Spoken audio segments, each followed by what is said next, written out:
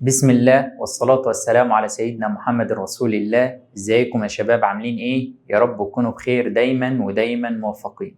بسم الله الرحمن الرحيم. نبدأ حصتنا النهاردة. الحصة اللي فاتت خدنا الدعامة في النباتات، وبإذن الله الحصة دي هناخد الدعامة في الإنسان. وصراحة أنا بكون متحمس لما بشرح أي حاجة خاصة بالإنسان، لأن زي ما قلت لكم إن دي حاجة بتفهمني نفسي، بتفهمني جسمي شغال إزاي وبيتركب من إيه، فاقدر ان انا اتعامل معاه واقدر ان انا كمان احافظ عليه. نسمي الله ونبدا على طول مع بعض. الموضوع بتاعنا بيتكلم على الدعامه في الانسان. يبقى احنا خلصنا الدعامه في النبات، نخش دلوقتي على الدعامه في الانسان. ملحوظه جميله جدا، بيقول لك ان الدعامه في الانسان معناها الجهاز الهيكلي. كنا بنقول المره اللي فاتت ان مفيش جهاز هيكلي في النباتات، ولكن تعتمد الدعامه في النباتات على الخليه.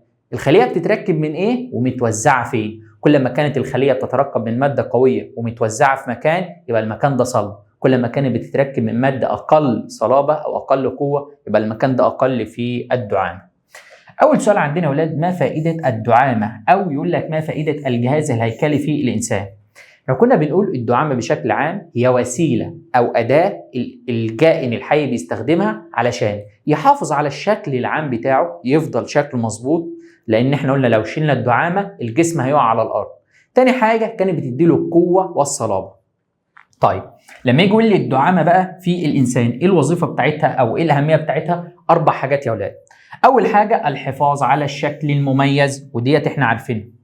التدعيم والتقويه، يبقى دولت الاثنين اللي احنا قلناهم المره اللي فاتت، الحفاظ على الشكل المميز وايه اكسابه القوه والصلابه او التدعيم والتقويه. يزيد عندنا حاجتين 2 المره دي. اول حاجه يساعد في الحركه. هو يا اولاد الانسان من غير الجهاز الهيكلي بتاعه، من غير العظم يقدر يتحرك؟ انت بتمشي اهو، انت بتدوس على ايه؟ بتدوس على العظم. العظم ده بيتحرك بواسطه العضلات. يبقى العضلات بتتحرك بس بتحرك لي ايه؟ بتحرك لي العظام. يبقى العظام او الجهاز الهيكلي بيساعد في الحركه، وبدون العظام يا اولاد الكائن الحي ما يقدرش ان هو يتحرك. تاني حاجه او اللي هي الحاجه التانيه الجديده معانا، حمايه بعض اجزاء الجسم. هو انا يا اولاد العظم بتاعي ده لما الاقيه محوط لي عضو من الجسم، كانك جبت علبه صلبه وحطيت جواها حاجه ثمينه. عندنا مثلا الجمجمه ديت يا اولاد زي علبه، العلبه دي انا حاطط جواها عضو ثمين اللي هو المخ. يبقى الجمجمه هنا عمليه ايه؟ بتحفظ لي المخ اللي جواه. طيب لما نيجي على منطقه الصدر، انا عندي فيه القلب اهم عضو بيضخ الدم. يبقى انا لما احوطه بحاجه صلبه من بره اللي هي الضلوع، يبقى انا برضو بحافظ على القلب وبرضو الرئتين. يبقى انا يا ولاد تاني وظيفه معايا هي حمايه بعض اجزاء الجسم، زي المخ بيحفظوا الجمجمه، زي القلب والرئتين بيحفظهم القفص الصدري. يبقى دي فائده الدعامه او اهميه الجهاز الهيكلي في الانسان. 4 حاجات ما ينفعش ان انت تنساهم. تعال نشوف الجهاز الهيكلي بتاعنا بيتكون من ايه. بص يا باشا، الجهاز الهيكلي بتاعنا بيتكون من 5 مكونات. يبقى بيتكون من 5 حاجات عايزين نعرفهم بسرعه يا دكتور. بص يا باشا، هنفترض ان ده مفصل ده مفصل، ادي عظمه وادي عظم. هنعرف كمان شويه ان المفاصل دي هي موضع التقاء عظمتين. فانا لما اقول لك ده مفصل وده مفصل يبقى مكون من عظام. يبقى اول حاجه معانا العظام. قال لك العظام ديت بيغطيها طبقه من الغضاريف، يبقى في هنا غضروف وفي هنا غضروف. يبقى تاني حاجه معانا الغضاريف. قال لك بعد كده يا اولاد، قال لك العظام دي عشان تتصل ببعضها العظمه مع العظمه، هنعرف بعد كده ان بيربطهم حاجه اسمها الاربطه. هتلاقي الرباط من الناحيه دي والرباط من الناحيه دي، يبقى ديت اربطه. يبقى عندي المكون الثالث معايا هو الاربطه. بعد كده يا اولاد عندنا العضلات. بيكون عندنا عضله هنا، العضله بتمسك في العظمه بايه؟ هتلاقي ان العضله بتمسك في العظمه بحاجه اسمها الوتر. يبقى احنا عندنا المكون الرابع معانا الوتر. كل ده بقى يا اولاد، كل اللي انا رسمته ده اللي انا كنت بشرح فيه ده المفصل. يبقى ايه الفرق يا اولاد بين العظام والغضاريف والاربطه والاوتار والمفصل؟ ان ال4 دول اللي هم الاثنين دول والاثنين دول انسجه، لكن المفصل يا اولاد هو المفصل ده نسيج؟ ده انا بشرح لك مكان. يبقى المفصل ده مكان لكن الباقي ديت انسجه. فلما نيجي هنا هنلاقي ان احنا عندنا بيقول لك معلومتين مهمين جدا. اول معلومه معانا ان كلهم نسيج ضام هيكلي. يبقى نوع الانسجه، احنا بنتكلم في الجهاز الهيكلي في الانسان، يبقى نوع الانسجه ضام هيكلي. يبقى العظام، الغضاريف، الاربطه، الاوتار كلها ضام هيكلي. عدا المفاصل. امال المفاصل دي هي مكان وليس نسيج. يبقى لما يجيب لك الخمسه ويقول لك كل دول انسجه ما عدا، انت تقول له المفاصل. يبقى المفاصل ديت هي مكان انا بشرحه وليس نسيج. خلي بالك احنا في الرسمه بتاعتنا كنا بنقول ان احنا عندنا عضله، والعضله ديت ماسكه في العظمه، ولكن خلي بالك ان العضله ديت يا اولاد لا تعتبر من مكونات الجهاز الهيكلي. يبقى هي مش من مكونات الجهاز الهيكلي. يبقى مكونات الجهاز الهيكلي 5: العظام.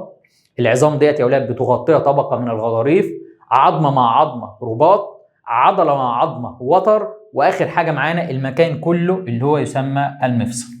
ده شكل يا اولاد الجهاز الهيكلي العظام، وده شكل الجهاز الهيكلي برضو العظام. ده بيوريك الجهاز الهيكلي المركزي هناخده دلوقتي، بيتكون من العظام اللي في مركز الجسم اهي، جمجمه صدر وعمود فقري. يبقى العظام اللي في مركز الجسم يا اولاد الجمجمه والصدر والعمود الفقري.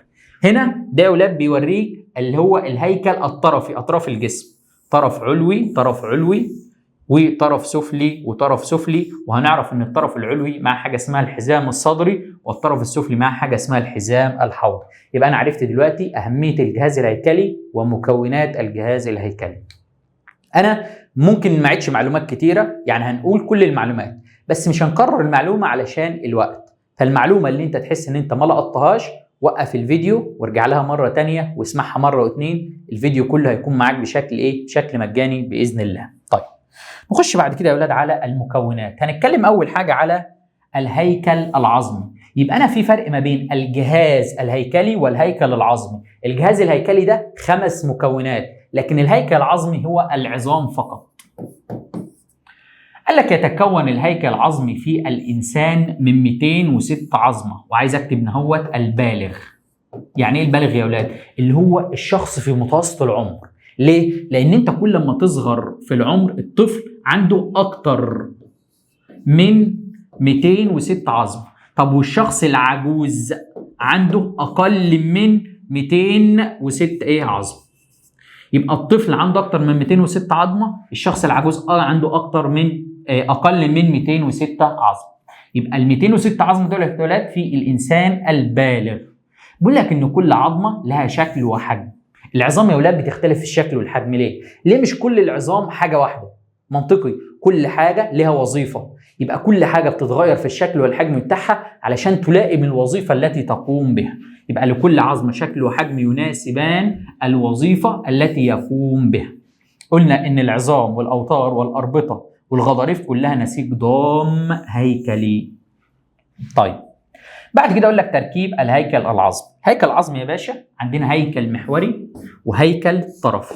الهيكل المحوري اللي موجود في منتصف الجسم اللي هو الجمجمه، القفص الصدري، ومن ناحيه الظهر اللي هو العمود الفقري. يبقى مكونات الهيكل المحوري 3: الجمجمه، العمود الفقري، والقفص الصدري. طيب الهيكل الطرفي، الاطراف يا اولاد انا عندي طرفين علويين وطرفين سفليين. الطرفين علويين ماسكين في الجسم بايه؟ بحاجه اسمها الحزام الصدري، هنعرف مكوناته كمان شويه.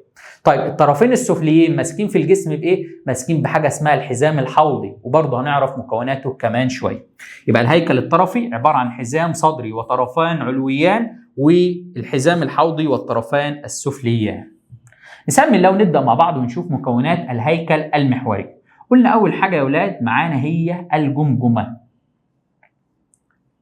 بقول لك يا باشا اول حاجه معانا في الجمجمه هي بتتكون من 29 عظم. هنعرف المكونات بتاعتها دلوقتي. يبقى الجمجمه يا ولاد بتتكون من 29 عظم.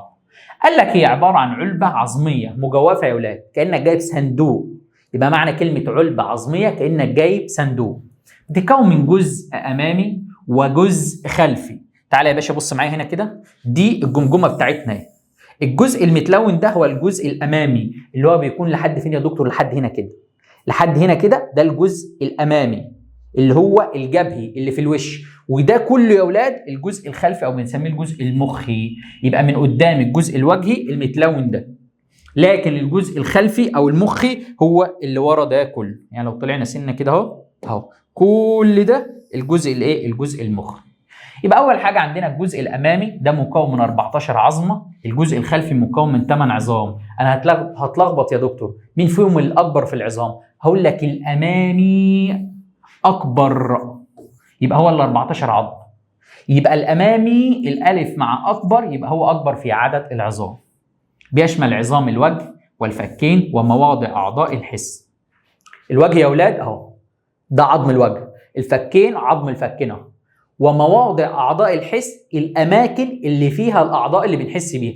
العينين يا اولاد، العين اسمها عضو للحس او عضو بنشوف فيه احساس الرؤيه. العظم اللي بيعمل مكان العين ده بنسميه موضع اعضاء الحس. الانف يا اولاد ده وظيفته الحس بتاعت او حاسه الشم. مين اللي بيكون لي العظام بتاعت الانف؟ اللي هي برضو الجزء الامامي. يبقى هو بيكون لي مواضع اعضاء الحس وليس اعضاء الحس، هو بيعمل لي المكان بس ما بيعمليش العضو، زي الاذنان والعينان والانف. يبقى عدد عظام الجزء الامامي اللي هو كام يا اولاد؟ 14 عظم. الجزء الخلفي 8 عظام. في حاجه ما قلناش نهوت، ما قلناش يا اولاد عدد عظام الهيكل المحوري. الهيكل المحوري كله 80 عظمه، هنعرف تفصيلهم دلوقتي. والطرف 126 عظمه، لو جمعتهم الاثنين هتلاقيهم 206. يبقى الهيكل المحوري 80 عظمه، لكن الهيكل الطرفي 126 عظمه. طيب قلنا الجزء الامامي بيتكون من ايه والجزء الخلفي بيتكون من ايه؟ طيب الجزء الخلفي ده بقى يا اولاد ايه هي وظيفته؟ تعالى كده ننزل اهو عشان نقول الجزء الخلفي على بعضه. ايه هي وظيفه الجزء الخلفي يا اولاد؟ الجزء الخلفي يشكل تجويفا يستقر فيه المخ لحمايته. لسه قايل لك من شويه ان الجمجمه دي زي علبه متينه، لما احط جواها عضو مهم زي المخ يبقى هي بتحميه. يبقى اول حاجه تشكل تجويفا يستقر فيه المخ لحمايته. تاني حاجه يوجد في القاع ثقب كبير يتصل من خلاله المخ بالحبل الشوكي. الجمجمه بتاعتنا هي يا اولاد في القاع بتاعها من تحت من اهو في ثقب اسمه الثقب الكبير، خلاص، بيتصل من خلاله المخ بالحبل الشوكي. ادي المخ اهو، المخ بيبقى جوه كده والحبل الشوكي نازل في الجسم تحت كده. فايه اللي يوصلهم ببعض؟ دم مستخبي جوه العلبه بتاعته يا اولاد. ايه اللي يوصلهم ببعض؟ لازم يكون في فتحه. الفتحه دي اهي، لما نبص على الجمجمه من تحت من اسفل هتلاقي الفتحه دي يا اولاد بتوصل المخ بالحبل الشوكي. المخ بالحبل الشوكي. حد يقول لي انت ضحكت علينا يا دكتور، اقول له ليه؟ هيقول لي انت قلت لنا هنا 8 عظام وفوق قلت لنا الجزء الجبهي 14، يبقى 8 زائد 14 كام؟ 22. امال ازاي عظام الجمجمه 29 عظمه؟ انت بتضحك علينا. اقول لك لا، ما في حاجه اسمها عظام ملحقه. يعني ايه عظام ملحقه؟ شويه عظم كده قاموا زقينهم مع الجمجمه وقال لك ديت تعتبر من عظام الجمجمه. وهم ايه بقى يا اولاد؟ قال لك العظيمات السمعيه. وكلمه عظيمات يا اولاد تصغير، لان دي اصغر عظام في الجسم. عندك في ودنك دي 3 عظام صغيره خالص، وفي ودنك دي 3 عظام صغيره خالص. يبقى من ملحقات العظام بالجمجمه العظيمات السمعيه، وهي اصغر 3 عظام في جسم الانسان. واصغرهم يا اولاد عظمه اسمها الركاب. يبقى اصغر عظمه في جسم الانسان كله عظمه اسمها الركاب، وديت موجوده في الاذن. توجد في الاذن الوسطى اللي هي في النص يا اولاد. يعني عندنا اذن خارجيه بتبقى بالمنظر ده كده، وبعدها في اذن وسطى، هما بيكونوا موجودين في الاذن الوسطى دي. تشمل المطرقه والسندان والركاب. يبقى دولت ال3 اسماء بتوعهم. عددهم 3 في كل اذن، يبقى احنا عندنا 3 يمين و3 شمال، يبقى دي كده 6. خد ال6 حطهم على ال 22 هيبقى عندك 28. هتقول لي الله برضه لسه ما وصلناش 29، ناقص عظمه. اقول لك في حاجه اسمها العظم اللامي. حاجه يا اولاد في الطب اسمها الهايويد بون، هي عظمه واحده اعلى الحنجره.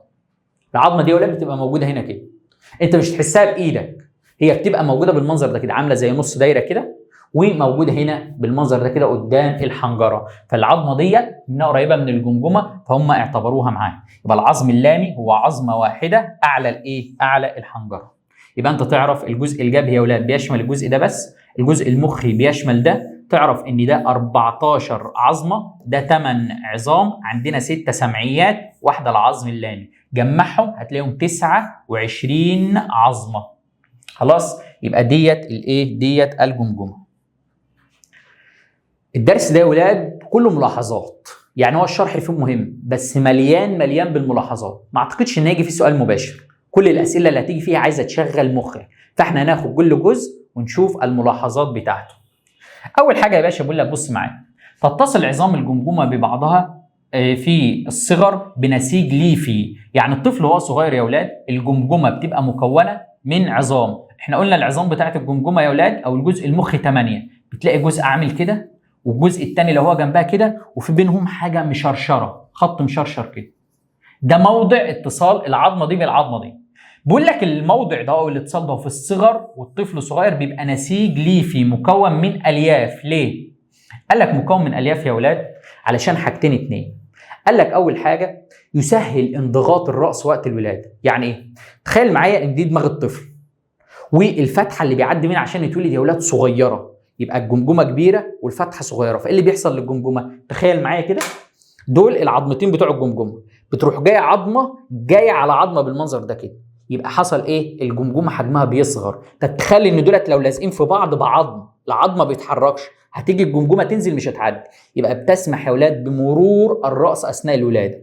خلاص؟ يبقى العظمه بتعدي على عظمه. يبقى انت عندك اول حاجه تنضغط الراس، زي ما قلت لك عظمه بتقوم معديه شويه على العظمه الثانيه، فالحجم بتاعها يصغر فتعدي بسهوله في ايه؟ قناه الولاده، فتسهل عمليه الولاده. تاني حاجه تلائم نمو المخ. لو انت العظمه بتاعتك علبه مقفوله، علبه حديد متصفحه والمخ عمال يكبر، مش الدنيا هتضيق عليه؟ من حكمه ربنا سبحانه وتعالى انه سمح ان العظم يا ولاد يكبر بكبر المخ. يبقى المخ بيكبر شويه العظم بيكبر شويه، المخ بيكبر شويه العظم بيكبر شويه. يبقى يا ولاد دي لو كانت عظام وهو صغير لا كان هيتولد ولا كان مخه هيكبر. طب خلاص هو كبر ومخه كبر اكبر حاجه خلاص ومش هيتولد تاني، فخلاص احنا مش محتاجين النسيج الليفي، فيبدا يتحول بمرور الوقت لنسيج عظمي قوي. تبدا بقى الالتحامات دي يبدا يترسب فيها كالسيوم وتتحول من الياف تتحول لعظام. يبقى ديت يا ولاد تتحول لعظم، تبقى شكل دي كده. يبقى انت هتلاقي الشرشره باينه بس هتلاقيها مليانه بالعظم. فلما يجي يجيب لك الصوره دي ويقول لك احنا كده بمرور الوقت وفي نسيج بيقل وفي نسيج بيزيد. ايه اللي بيقل؟ انا بيكون عندي في الاول العظام صفر وبيكون الليفي اكبر حاجه. بمرور الوقت الليفي بيبدا يقل والعظم بيبدا يزيد.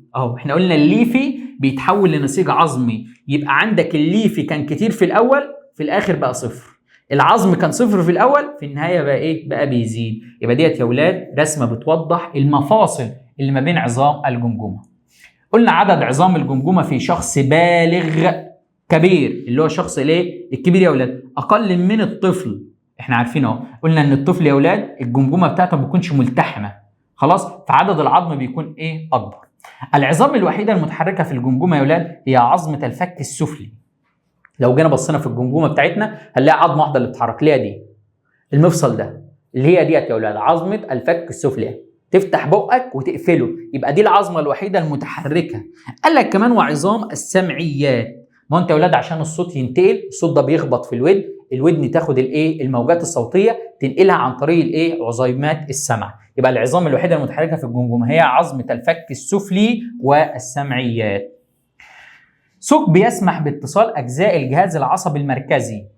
هم ايه يا ولاد الجهاز العصبي المركزي؟ المخ والحبل الشوكي. يبقى هنا يقصد يقول لك السؤال بصيغه ثانيه، ثقب بيسمح باتصال اجزاء الجهاز العصبي المركزي اللي هم المخ والحبل الشوكي. هو هو الثقب الكبير، ده بيكون في قاع الجمجمه اللي احنا لسه شايفينه من شويه. خلاص يا ولاد؟ يبقى انا دلوقتي عندي خلصت الجمجمه، قلت ان هي مركبه من جزئين اتنين، جزء امامي اللي هو الوجهي، جزء خلفي اللي هو المخي، ده مكون من 14 عظمه، ده مكون من 8 عظام مجموعهم 22. امال السبعه اللي فاضلين فين؟ 3 في الودن دي و3 في الودن دي وعظمه هنا اسمها العظم اللامي. والملاحظات دي مهمه جدا جدا جدا طبعا. تاني حاجه يا ولاد نخش على العمود الفقري. عندنا يا ولاد الجمجمه تحت منها كده من ورا بتلاقي العمود الفقري بتاعها. ادي الشكل بتاعنا اهو، ده شكل العمود الفقري يا ولاد، بيكون مكون من فقرات.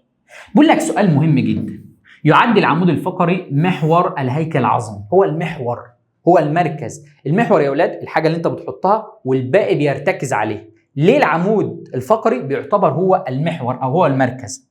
قال لك لانه متصل بكل حاجه، لانه يتصل بجميع اجزاء الهيكل العظمي ويربطهم ببعضها. شايف الهيكل العظمي بتاعك ده كله على بعضه ليه مركز، حاجه في النص كله مرتبط بيه، اللي هي ايه الحاجه اللي في النص اللي كله مرتبط بيها؟ العمود الفقري يا باشا. يتصل طرفه العلوي بالجمجمه، من فوق من هنا ماسك في الجمجمه بالمنظر ده كده. يتصل في منطقه الصدر بالقفص الصدري، هتلاقي القفص الصدري طالع منه ضلوع من هنا كده وضلوع من هنا كده، يبقى هو ماسك في الجمجمه وماسك في القفص الصدري. يتصل بالطرفان العلويان بواسطه عظام الكتف، هتلاقي من فوق هنا في عظمه الكتف كده وماسك في الطرف العلوي، وفي عظمه كده وماسك في الايه؟ في الطرف الايه؟ العلوي. قال لك ويتصل من اسفل الطرفان السفليان بواسطه عظام الحوض، ادي عظام الحوض هتلاقي عظمه هنا وعظمه هنا والرجل كده والرجل كده. يبقى يا اولاد ماسك في الجمجمه، ماسك في القفص الصدري، ماسك في الطرفان العلويان، ماسك في الطرفان السفليان. يبقى هو ماسك كل الاجزاء ببعضها، عشان كده بسميه المحور. هو ده الاساس بتاعي في الايه؟ في الجهاز الهيكلي. ما وظيفه العمود الفقري؟ بقول لك يا باشا وظيفه العمود الفقري اول حاجه دعامه رئيسيه للجسم. ده انا بقول لك هو المحور، هو احنا بنلف حواليه، احنا كلنا متشعبطين فيه، يبقى هو دعامه رئيسيه للجسم. هو ده اساس يا اولاد الجسم. يبقى الدعامه الرئيسيه في الجسم هي العمود الفقري. حركه الراس والنصف العلوي من الجسم، انت لو عايز تحرك دماغك كده ايه اللي بيتحرك؟ العمود الفقري بتاعك من فوق. يبقى انت عشان تحرك كده الايه؟ العمود الفقري هو اللي بيتحرك. طب انت عايز تحرك كده النص اللي فوق، مين اللي بيلف معاك اهو؟ الظهر بتاعك، يبقى العمود الفقري بيلف معاك، يبقى هو بيسمح بحركه الراس والنصف العلوي من الجسم. خلي بالك انا قلت العلوي، السفلي وما بيسمحش بتحركه. خلاص؟ قال لك حمايه الحبل الشوكي بداخله. الحبل الشوكي ده يا اولاد اللي بيوصل الاعصاب الطرفيه لكل الجسم، ده يعتبر عضو مهم زي المخ بالظبط، يبقى لازم نحفظه. حفظنا المخ بالجمجمه، يبقى هنحفظ العمود الايه؟ العمود الفقري هيحفظ جواه الحبل الشوكي اللي هو يا اولاد جزء من الجهاز العصبي المركزي. يتكون العمود الفقري من 33 فقره، بديهيات بقى، عدد فقرات العمود الفقري 33 ولكن 26 عظمه. ليه؟ لان انت لو جيت بصيت يا اولاد على اخر كام عظمه اهو، لو انت جيت بصيت على اخر كام عظمه اهو اللي هم ده هم، هتلاقيهم كذا فقره مكونه من عظمه واحده، ودول كذا فقره مكونه من عظمه واحده. دولت يا اولاد كانوا المفروض 5 فقرات ادوني عظمه واحده، دول كانوا 4 فقرات ادوني عظمه واحده. فانت لو جيت جمعتهم هتلاقي ان هم 33 فقره، بس لو عديت هتلاقي ده 24. خلاص يا اولاد؟ والخمسه وكمان 9 يا اولاد اللي هم كام؟ 26. 24 25 ادي العظمه اللي بعدها، وادي ال 26 ادي العظمه اللي بعدها. يبقى هم كام فقره يا اولاد؟ 33 فقره. وكام عظمه؟ 26 ايه؟ 26 عظمه. ليه؟ وذلك لالتحام ال5 فقرات العجزيه كعظمه واحده والاربعه العصعصيه معا كعظمه واحده. يبقى انت عندك ال5 العجزيه عملوا عظمه واحده، والاربعه العصعصيه عملوا عظمه واحده. يبقى هم يتعدوا كفقرات فقره وفقره وفقره وفقره، ولكن هم كلك على بعض عظمه ايه؟ عظمه واحده. طيب الفقره هي وحده بناء العمود الفقري. ديت يا اولاد اختار، يقول لك ايه هي وحده بناء العمود الفقري؟ احنا بنبنيه بايه؟ عباره عن مجموعه من الفقرات. يبقى الفقره هي وحده بناء العمود الايه؟ الفقري. تقسم الى 5 مجموعات وتختلف في الشكل تبعا لمنطقه وجودها. ال5 مجموعات بتوعنا هم يا اولاد اهم. ادي عندنا الفقرات العنقيه اللي هم اول 7، بعد كده عندك الفقرات الصدريه اللي هم 12 بعدها، بعد كده الفقرات القطنيه 5، العجزيه 5، الايه؟ العصعصيه 4. يبقى يا اولاد من فوق وانت نازل هنساهم يا دكتور، اقول لك ده عصب عجز وبقى معصعص. معصعص. هو اولاد الواحد كل لما يكبر في السن ايه اللي يحصل فيه؟ بيعجز ويعصعص. العين عنقيه، الصاد صدريه، الب بطنيه او اللي هي القطنيه.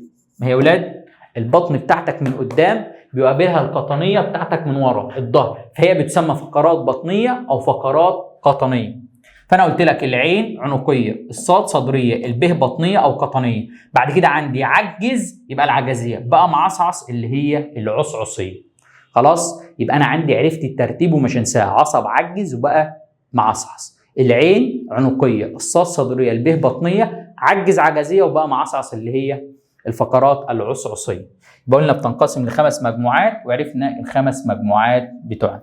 قلنا هو ادي عصب عجز وبقى ايه؟ وبقى معصعص. ادي عصب عجز وبقى معصعص. قلنا العين عنقيه، الصاد صدريه، والبه بطنيه. عجز يبقى عجزيه وبقى معصعص اللي هي الايه؟ اللي هي العصعصيه. بعد كده بقى يا اولاد معانا الجدول الجميل ده بيوضح لنا كل الفقرات والخصائص بتاعت كل فقره.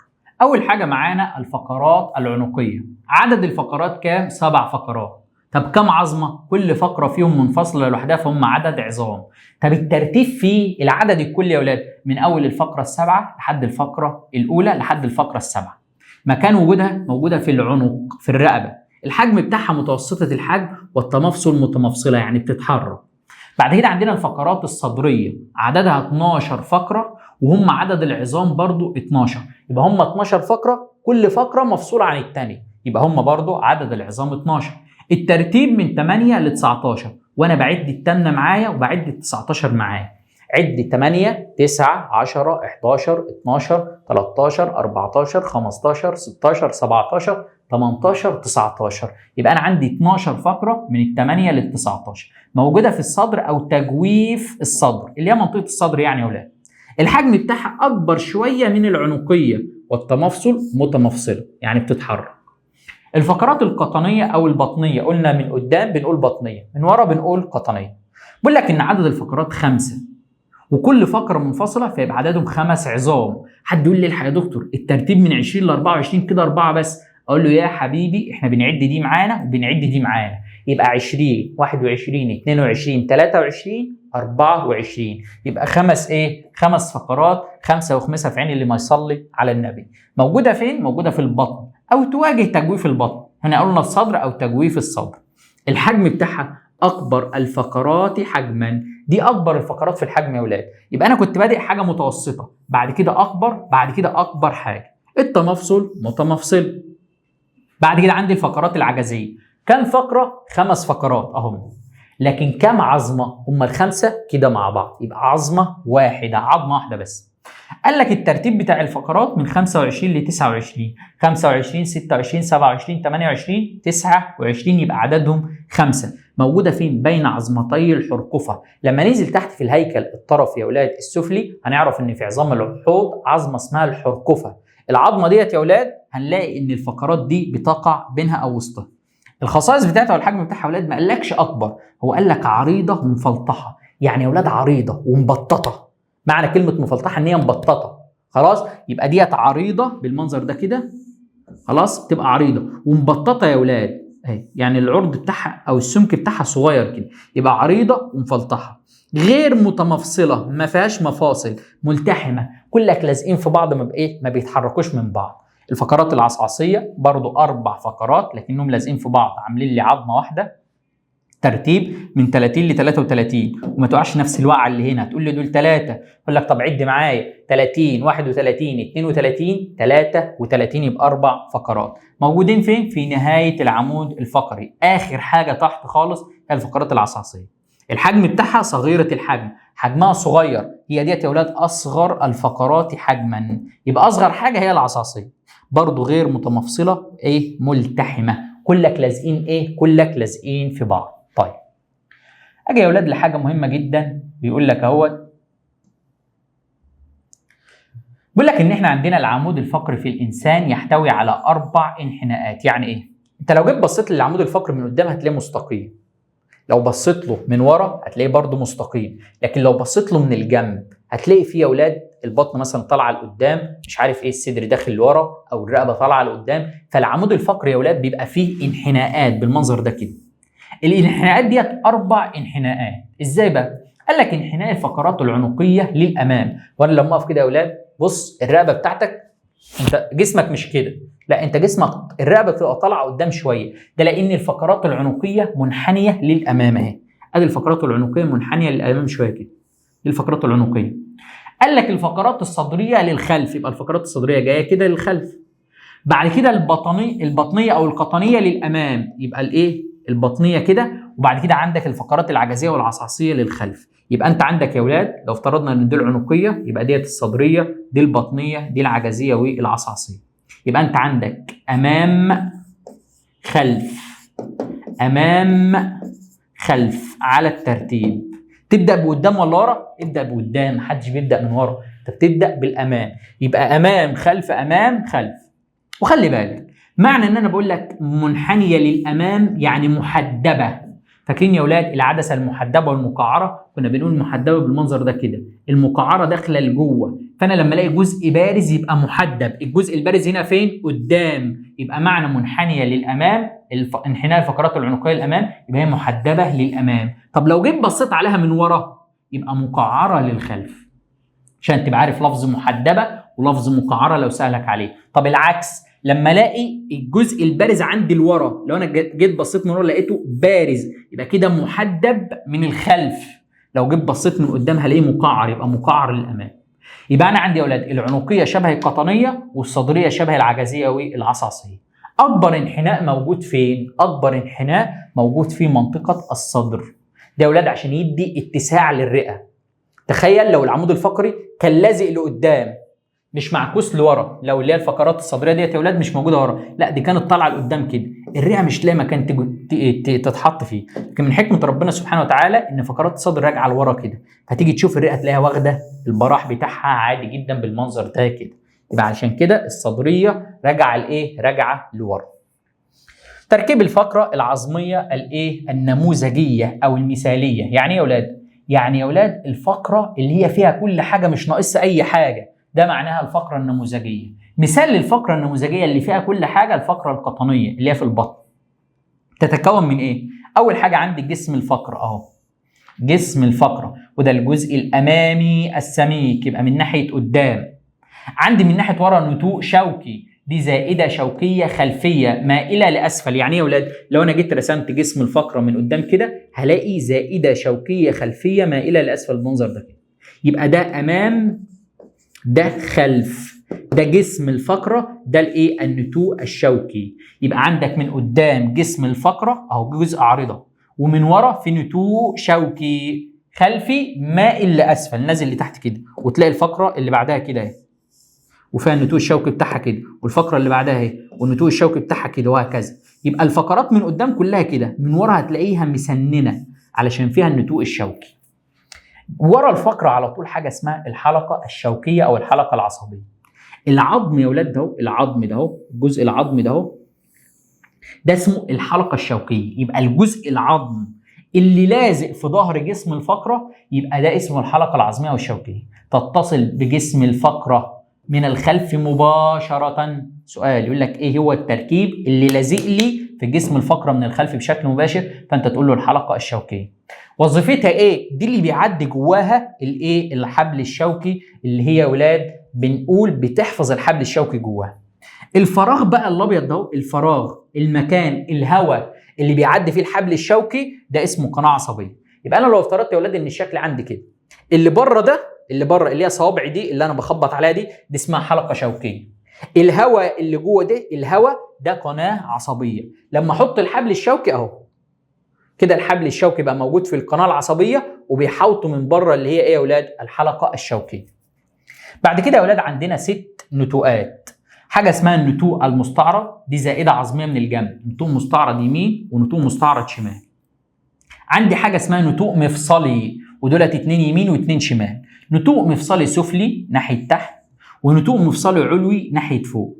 السفلي ده بنسميه خلفي ناحيه خلف، اقرب للخلف، والعلوي ده هو اقرب للامام شويه، يبقى هو اسمه نتوء مفصلي سفلي. الصغير يا اولاد اسفل، يبقى السفلي ده الايه؟ الخلفي، والعلوي اللي هو ناحيه قدام ده بيبقى امامي. يبقى انت عندك كده يا اولاد كام نتوء؟ ادي 1 2 مستعرض 2 سفلي و2 علوي. ما انت عندك اهو ده 1 علوي وده 1 علوي، ده 1 سفلي وده 1 سفلي، يبقى كده 4، ده الخامس السادس المستعرض ده والسابع المستعرض ده. يبقى هي مكونات يا اولاد الفقره العظميه النموذجيه. جسم الفقره جزء امامي سميك من ناحيه ورا، عكس جسم الفقره من ناحيه ورا حاجه اسمها النتوء الشوكي. في ورا جسم الفقره على طول الحلقه الشوكيه، جواها قناه اسمها القناه العصبيه، دي اللي بيعدي فيها الايه؟ اللي هو الحبل الشوكي. بعد كده عندي 6 نتوءات غير النتوء الشوكي، 2 مستعرض، 2 مفصلي سفلي اللي هو الصغير يا اولاد، 2 مفصلي علوي اللي هو الامامي الكبير ده. هتعدهم هتلاقيهم كام يا اولاد؟ 6 نتوءات مع النتوء الشوكي يبقى 7، وده اسمه تركيب الفقره العظميه النموذجيه. بعد كده بيقول لك ايه، تعال نشوف كم ملحوظه كده عن الحبل او العمود الفقري بتاعنا. بيقول لك في العمود الفقري اللي احنا لسه قايلينه، يزداد حجم الفقرات المتمفصله تدريجيا من الفقره العنقيه الاولى وحتى الفقره القطنيه رقم 24. يعني ايه يا اولاد؟ لو انا بدات من الفقره العنقيه الاولى اللي هي اول فقره، هلاقي الفقرات بتزيد في الحجم بالمنظر ده كده لحد ما اوصل للفقره رقم 24 اللي هي اخر فقره قطنيه. يبقى انا الحجم معايا بيزيد بالنزول لاسفل لحد الفقره 24. هي كل الفقرات ديت يا اولاد ملتحمه ولا متمفصله؟ لا، متمفصله. فانا لو جيت قلت لك، لو افترضنا ان ده رقم الايه الفقره المتمفصله وده الحجم بتاعها، يبقى انا الحجم بيزيد معايا كل ما انزل لتحت، يبقى الحجم بيزيد، الرقم بيزيد، دي الفقره رقم 1، دي الفقره رقم 24، يبقى اكبر فقره هي 24. يبقى انا الحجم بيزيد معايا وانا نازل من فوق لتحت لحد 24، واقف عند 24. بعد 24 انا اخش في فقرات ملتحمه. اعكس، قال لك يبدا الحجم يقل حجم الفقرات الملتحمه تدريجيا من العجزيه الاولى وحتى اخر فقره عصعصيه. يعني انا يا ولاد هبدا بكبير واصغر اصغر اصغر اصغر لحد ما اوصل لاصغر حاجه. يبقى انا يا ولاد من 1 ل 24 بكبر وانا نازل، من 25 اللي هي العجزيه الاولى لحد اخر واحده اللي هي 33 الحجم معايا بيقل. فانا لو افترضت ان ده حجم الفقره العظميه في الاول بيكون كبير ودي الفقرات الملتحمه، يبقى الفقره 24 اكبر حاجه والفقره 33 اصغر حاجه. فانا ايه الخط بتاعي هيبقى ماشي كده. خلاص، يبقى احنا عندنا الحجم بيزيد لكن هنا الحجم بيقل. دي لازم يكون قايل لك الفقرات المتمفصله، دي لازم يكون قايل لك الفقرات الملتحمه.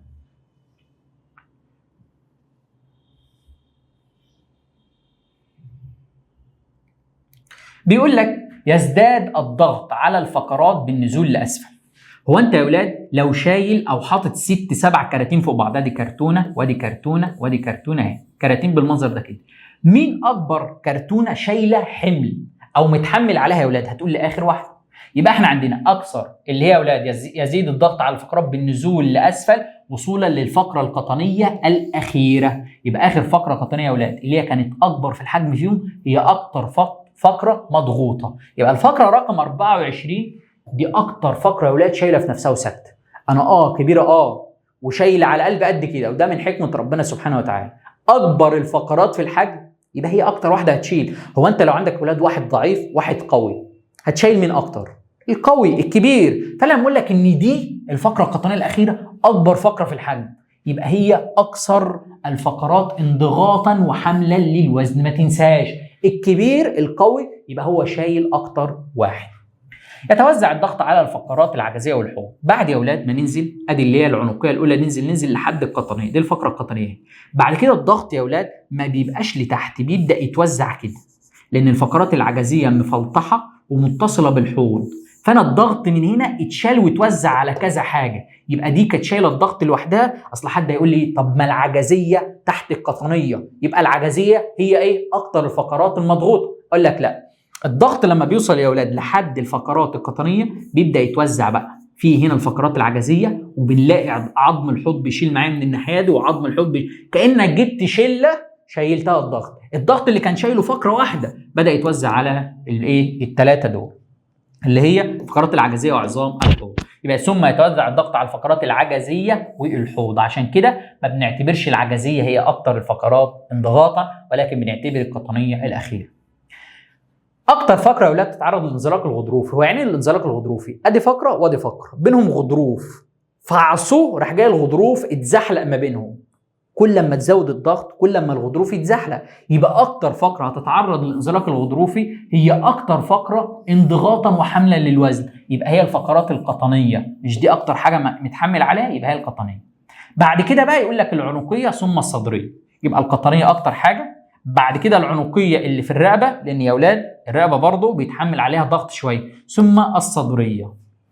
يبقى ده بالنسبه للانزلاق الغضروفي. طيب بقول لك خلي بالك اللي هي كام معلومه كده، دي كام معلومه مهمه لازم تعرفها. اكبر فقره حجما قلنا هي 24 اللي هي القطنيه الاخيره، يبقى اكبر فقره في الحجم هي الفقره رقم 24.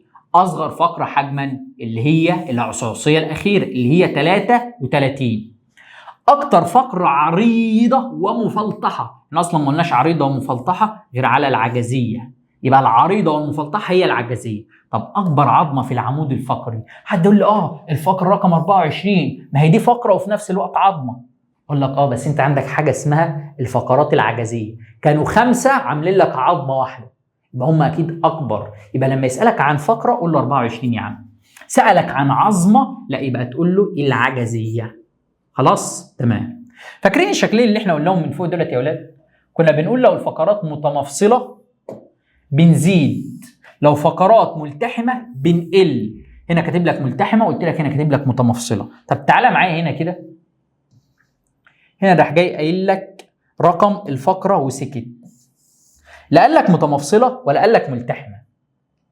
ده حجم الفقره يا ولاد. هو الشكل ده بيمثل ايه؟ بيمثل ان الحجم بدأ يزيد في الاول، يزيد لحد نقطه معينه اللي هي اكبر حاجه في الحجم، بعد كده بدأ يقل تاني. طب ما هو يا ولاد انا كأني جبت الشكلين وجمعتهم كأني جبت الشكل ده اللي هو طالع لفوق وقمت جايب الشكل التاني ده وحطه جنبه من هنا كده. يبقى يا ولاد لما اجمع كل الفقرات مع بعضها وما حددش بقى هي ملتحمه ولا متمفصله، يبقى انا بقول لك رقم الفقره وبسكت. يبقى انا كان عندي بدأت بالعنقيه، زدت لحد اكبر فقره اللي هي القطنيه، من بعد القطنيه ببدأ اقل تاني لحد العصعصيه الاخيره. فصاد تمثل انهي فقره يا ولاد؟ صاد اكبر فقره في الحجم، يبقى الفقره رقم 24 او القطنيه الاخيره. عين تمثل اصغر فقره في الحجم، لو انت مشيت كده مش هتلاقي حاجه اصغر منها تاني، يبقى ديت اللي هي العصعصيه. يبقى عين تمثل الفقره رقم 33 اللي هي العصعصيه الاخيره. صاد تمثل الفقره رقم 24 اللي هي القطنيه الاخيره او البطنيه. يبقى ده يا ولاد رسمه مهمه تفرق عن الرسمتين اللي فوق، انه ما حددش هنا الفقرات متمفصله ولا ملتحمه. تعالى يا باشا على الاتصالات. تتصل الفقره النموذجيه بالفقره التي تسبقها عن طريق، وولاد الفقرتين اللي هيمسكوا في بعض عن طريق ايه؟ ما تيجي نشوفهم سوا. ادي فقره وادي الفقره اللي قبلها، وادي فقره وادي الفقره اللي بعدها. دي هتمسك في دي بايه وهتمسك في دي بايه؟ تعال دهيت يا ولاد الفقره دي، الفقره الاساسيه بتاعتها اللي هي دي، هتمسك في اللي فوقها ب3 اماكن او ب3 مفاصل. ادي اول مفصل اللي هو جسم الفقره مع جسم الفقره بالمنظر ده كده. يبقى اول اتصال جسم الفقره، احنا بنقول التي تسبقها، سابقتها علشان اللفظ لو سالك فيه سابقتها، قال لك جسم الفقره مع جسم الفقره. بعدين يا ولاد هلاقي ديت لها نتوءين سفليين، نتوء كده ونتوء كده، وديت لها نتوءين علويين، نتوء كده ونتوء كده. دول 2 هيمسكوا مع 2، يبقى كده يا ولاد ماسكه مع اللي فوقها بكام؟ 3 جسم الفقره، والاثنين اللي تحت بتوع دي هيمسكوا في الاثنين اللي فوق بتوع دي. يبقى والنتوءان العلويان او الاماميان، يبقى هي ماسكه فيها بالنتوءان العلويان بالمنظر ده كده. طب تتصل مع التي تليها او اسمها لاحقتها علشان الفاظ اللي بيلعب بيها في الامتحان. بتمسك مع لاحقتها دي بايه يا اولاد؟ هتقول لي برضه جسم الفقره اهو، وبتمسك معاها بالنتوءين المفصليين السفليين او الخلفيين.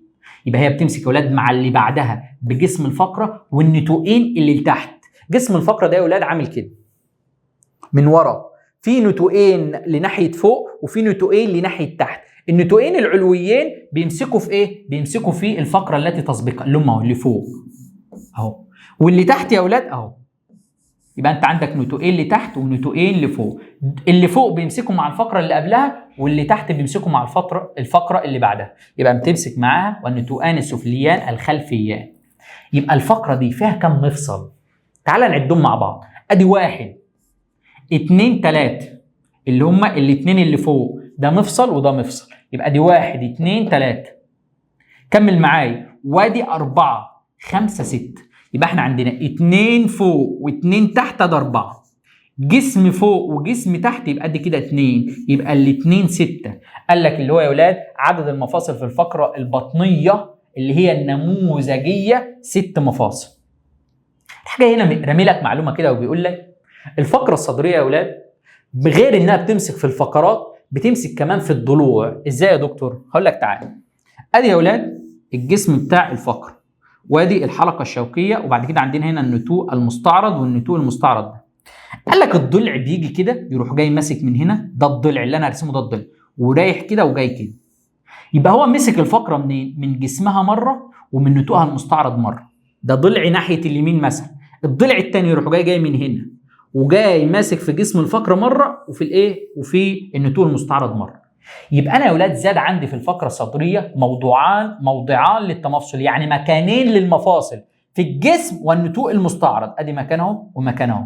هتقول لي بس ده في الناحيه الثانيه، اقول لك ما هو ده جهه اليمين ومثلهم في اليسار. يبقى هي عندها الناحيه دي مفصلين زياده، عندها الناحيه دي مفصلين زياده. فلما اجي اقول لك عدد المفاصل في الفقره الصدريه، هتقول لي هي كده كده في 6. ال6 اللي احنا لسه عندنا، وزود لي يا باشا الفقره الصدريه لانها ماسكه في الضلوع، هتزود لي 4. هتزود لي الضلع ده ماسك ادي مفصل وادي مفصل، والضلع الثاني ده مفصل وادي مفصل. خلاص، يبقى عدد المفاصل في الفقره الصدريه 10 مفاصل. يبقى في عدد المفاصل في الفقره البطنيه 6، لكن عدد المفاصل في الفقره الصدريه 10 مفاصل. طيب خلي بالك، نخش على جزء التريكات بتاع العمود الفقري، وده مهم قوي يا اولاد. بقول لك اول حاجه معانا هي حاجه احنا قلناها من شويه. ايه هي وحده بناء العمود الفقري؟ قال لك هي الفقره العظميه. يبقى الحاجه اللي انا ببني بيها العمود الفقري هي الفقره العظميه. تمام. جزء يتصل بجسم الفقره من الخلف مباشره، قلنا جسم الفقره بالمنظر ده كده لازق فيه على طول اللي هي الحلقه الشوكيه. يبقى جزء يتصل بجسم الفقره من الخلف مباشره هو الحلقه الشوكيه. يبلغ عدد النتوءات في الفقره العظميه النموذجيه اللي هي اولاد كامله مكمله. قلنا كام نتوء؟ قلنا بنعد 6 وبعد كده بنزود اللي هو النتوء الشوكي. يبقى 7 نتوءات، مستعرض ومستعرض، 2 علويين و2 سفليين والنتوء الشوكي. يبقى هما بالمنظر ده كده يبقى 7 نتوءات. كل خلي بالك في الفقره العنقيه الاولى اللي هي اول حاجه، المفروض يا اولاد الجمجمه بتركب عليها. ادي يا اولاد بدايه الحبل الشوكي. الجمجمه هتركب هنا كده على الحبل الشوكي من فوق. فتخيل ان الحبل الشوكي من فوق كان فيه خازوق كده. هو خازوق. الجمجمه هتيجي تركب مش تعرف تركب. فربنا سبحانه وتعالى قام شايل لنا النتوء الشوكي بتاع الفقره العنقيه الاولى. يبقى الفقره العنقيه الاولى افتكر ده العمود الفقري. لو في خازوق الجمجمه مش تركب، فلازم ده يتشال. فهي ما فيهاش نتوء شوكي. لا يوجد نتوء شوكي بارز في الفقره العنقيه الاولى، وده اسمها اطلس يا ولاد. ده لتسهيل حركه الراس عشان الجمجمه تتحط وتبدا تتحرك براحتها. قال لك ولا بتحتوي على نتوء علوي ولا سفلي. هي حتى ما فيهاش النتوء العلوي ده ولا النتوء السفلي ده، وفي نفس الوقت قلنا ما فيهاش نتوء شوكي. يبقى هي فيها ايه يا اولاد؟ نتوءان مستعرضان. يبقى هي عباره يا اولاد عن حلقتين، حلقه كده وحلقه كده، وفيها جزء مستعرض من هنا وجزء مستعرض من هنا. يبقى يا اولاد لا تحتوي على نتوء علوي او سفلي، وتحتوي فقط على نتوءان مستعرضان. اشكال يا اولاد الفقرات اللي هي الفقره العنقيه الاولى شكلها ايه والثانيه شكلها ايه ونفرقهم ازاي، هنعمل حلقه اسمها الرسومات، هنقول فيها اشكال الفقرات ان شاء الله، جزء منفصل نقول فيه اشكال الفقرات وازاي تفرقهم عن بعض، وازاي تعرف الحته بتاعت امامي ولا خلفي، يمين ولا يسار. فدي هنعمل لها جزء منفصل باذن الله. طيب عدد النتوءات المزدوجه في الفقره العظميه. كم نتوء مزدوجه يا ولاد؟ حد يقول لي 7، عدد النتوءات 7. انا بقول لك المزدوجه، يعني لازم النتوء يكون في منه 2. هتقول لي في 2 مستعرض، 2 علوي، 2 سفلي. يبقى عدد النتوءات المزدوجه 6 نتوءات او 3 ازواج زي ما انت حابب تكتب. كتبت 3 لازم تكتب زوج، كتبت 6 فانت خلاص بتسيبها 6. الفقره المنصفه للعنق هي الفقره رقم، احنا قلنا العنق يا اولاد من 1 ل 7. تعال نعدهم. انا في الامتحان مش فاكر، انت مش فاكر، مش حافظ ان هي الفقره رقم 4.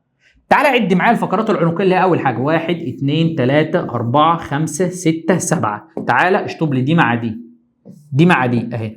الواحد اشطبها لي مع ال7، الاثنين مع ال6، الثلاثه مع ال5، يبقى المنصفه هي رقم 4. طيب قال لك بعد كده بينما الفقرات المنصفه للعمود الفقري، العمود الفقري كله من اوله لاخره، ايه هي الفقره المنصفه ليه؟ هتلاقيها رقم 17، وديت يا اولاد الصدريه العاشره. لو انت عديتهم هتلاقي في 7 عنقيه في الاول، هتشيل ال7 هيبقى لك 10. ال10 ديت هتلاقي الصدريه العاشره. انت يا اولاد هتحسبها ازاي اصلا؟ هم 33 فقره، اقسم على 2 عشان تجيب النص. انت عايز الفقره المنصفه، هتلاقي 33 على 2 هيديك 16 ونص. يعني عندك 16 ونص و16 ونص، يبقى في 16 فوق و16 تحت وال17 هي اللي ما بينهم، يبقى الفقرة المنصفة للعمود الفقري عدديا هي الفقرة رقم 17. دي كلها يا ولاد تريكات تعبر عن أسئلة. ما هو إيه معنى إن هي تريكة؟ إن هي ممكن يجيبها لك في سؤال. الفقرة المنصفة للفقرات القطنية، أنا مش فاكر الفقرات القطنية يا ولاد.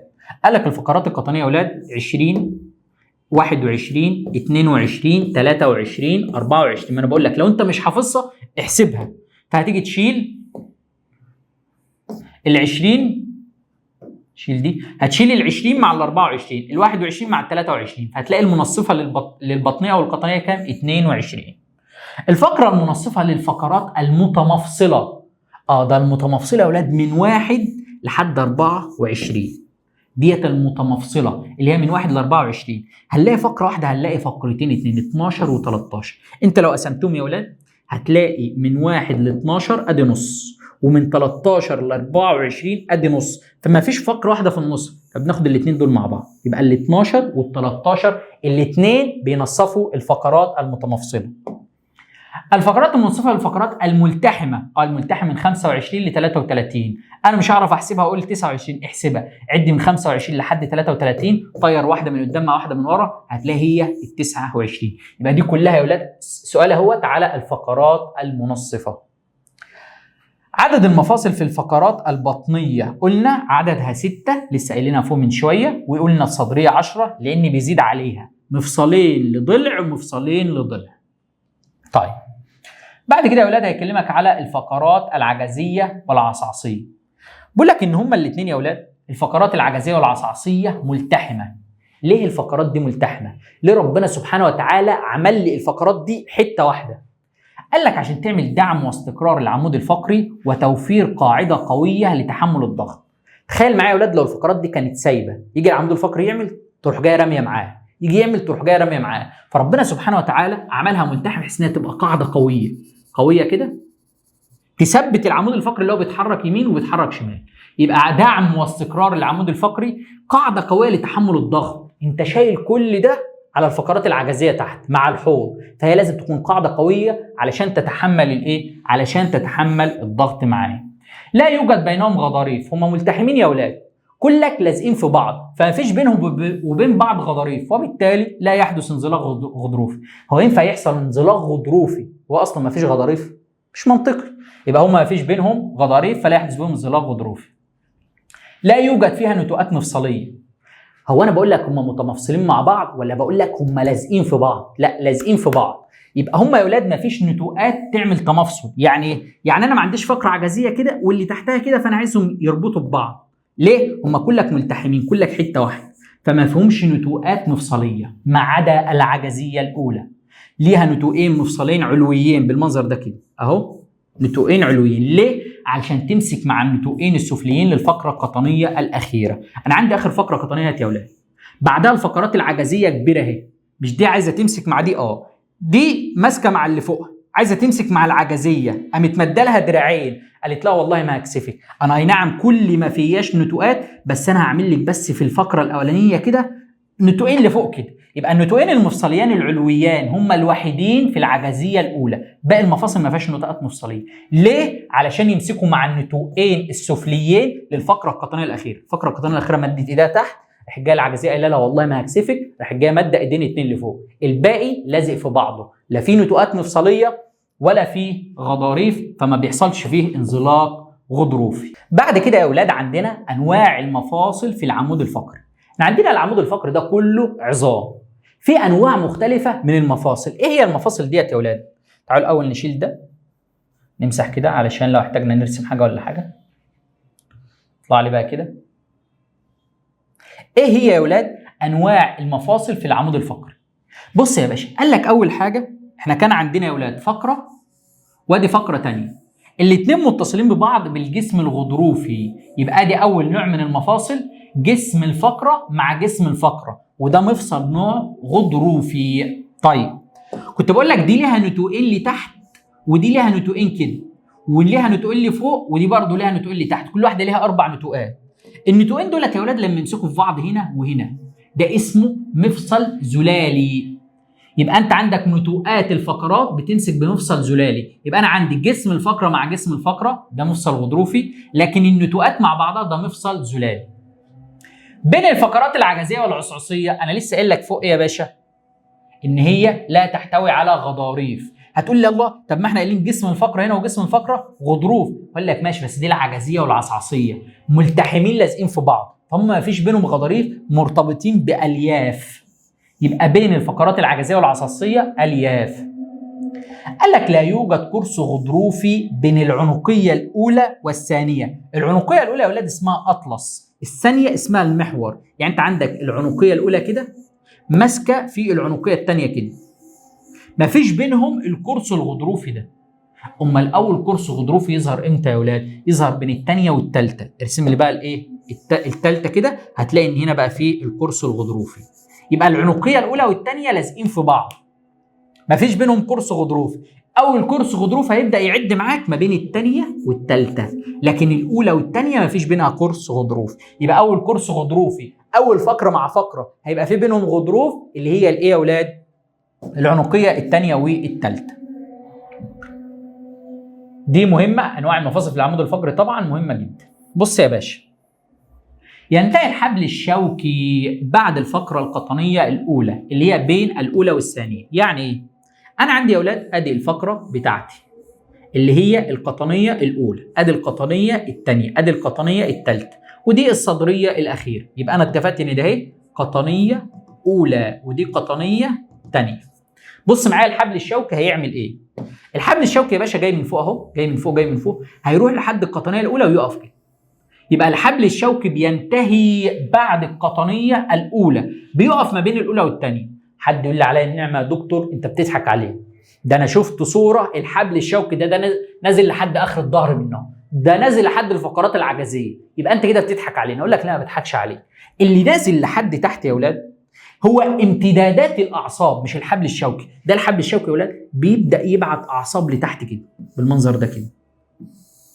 فانت اللي عندك تحت ما تخليش حد يضحك عليك، هو مش حبل شوكي، ده امتدادات الاعصاب. لكن الحبل الشوكي ينتهي عند الفقره القطنيه الاولى، ده اخر الحبل الشوكي. خلاص؟ يبقى بينتهي ما بين الاولى والثانيه اللي هي القطنيه الاولى والقطنيه الثانيه. اذا حدث انزلاق غضروفي في منطقه الرقبه، لو انت عندك يا ولاد حصل انزلاق غضروفي في الرقبه من هنا، بيضغط على الاعصاب بتاعه الاطراف العلويه. يبقى يا ولاد احنا عندنا الانزلاق الغضروفي ده بيضغط على الاعصاب اللي هي معديه دي، فلو حصل في منطقه الرقبه فوق هيأثر على الطرفان العلويان. اذا حدث انزلاق غضروف في منطقه القطنيه تحت في البطن من تحت، يبقى هيأثر على الطرفان السفليان، يبقى هيأثر على الطرفان ديت المفروض السفليين. خلاص؟ يبقى انت لو عندك في الرقبه الطرفين العلويين، في القطنيه او البطن الطرفين السفليين. طيب لو حصل قطع في الحبل الشوكي، هتقول لي على حسب القطع هيحصل فين، ممكن يحصل فوق وممكن يحصل تحت. ايه الفرق؟ تعال شوف معايا الفرق. نمسح دي كده اهي. بص يا باشا، انت عندك يا ولاد الحبل الشوكي بتاعنا اهو، هنرسمه اهو تاني اهو.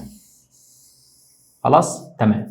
قال لك الاعصاب بتعدي ازاي؟ بتعدي كده وكده، كده وكده، كده تروح جاي نازله عصب كمان كده وكده، وعصب كمان جاي من فوق خالص ومعدي من هنا، وفوق خالص وهنا، وفوق خالص وهنا، وفوق خالص وهنا. فانت لو جيت قطعت من فوق انت شكرا مع السلامه، قتلت كله، قطعت الجدر من الاخر، شلت الجدر بتاع الحبل الشوكي. لكن لو جيت قطعت من هنا في اعصاب فلتت فوق اهي، خلصت نهايتها كانت كده، فمش تتقطع معاه. يبقى انت لو قطعت من فوق من عند الفقرات العنقيه انت كانك بتقتل الحبل الشوكي. لكن لو نزلت تحت في اعصاب بتكون عدت الناحيه دي للايد، فاعصاب الايد سليمه، لكن المشكله يا باشا في الاعصاب اللي نازله للجسم من تحت. فاذا حدث قطع في الفقرات العنقيه يحدث شلل كلي، خلاص انت قطعت كل الاعصاب. لكن اذا حدث قطع في الفقرات القطنيه يحدث شلل نصفي، يبقى انت كده بتشل او بتعمل صعوبه في الحركه في اللي هي الطرفين السفليين او الرجل.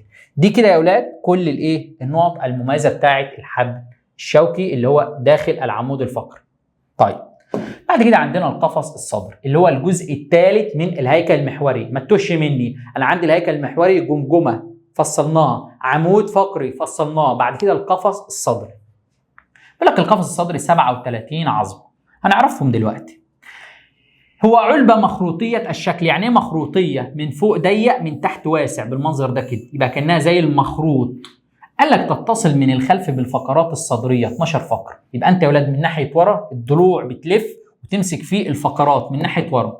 طب من ناحية قدام ماسكة في عظمة اسمها القص، يبقى من الأمام بعظمة القص. يبقى الضلوع من ورا بتمسك في الفقرات الصدرية، لسه قايلين من شوية كل فقرة صدرية ليها موضعين تمفصل للضلع من الناحية دي وموضعين تمفصل للضلع من الناحية دي.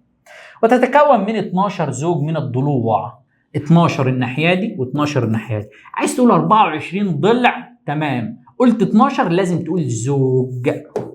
يبقى ده الشكل بتاع القفص الصدري. ما وظيفة القفص الصدري؟ قلنا من شوية وظيفة العمود الفقري. طب ايه وظيفة القفص الصدري؟ قال لك اول حاجة حماية القلب والرئتين. قلنا في الاول قلت لك القلب ده يا ولاد عضو مهم لازم يتحوط بعلبة تكون متينة اللي هي القفص الصدري.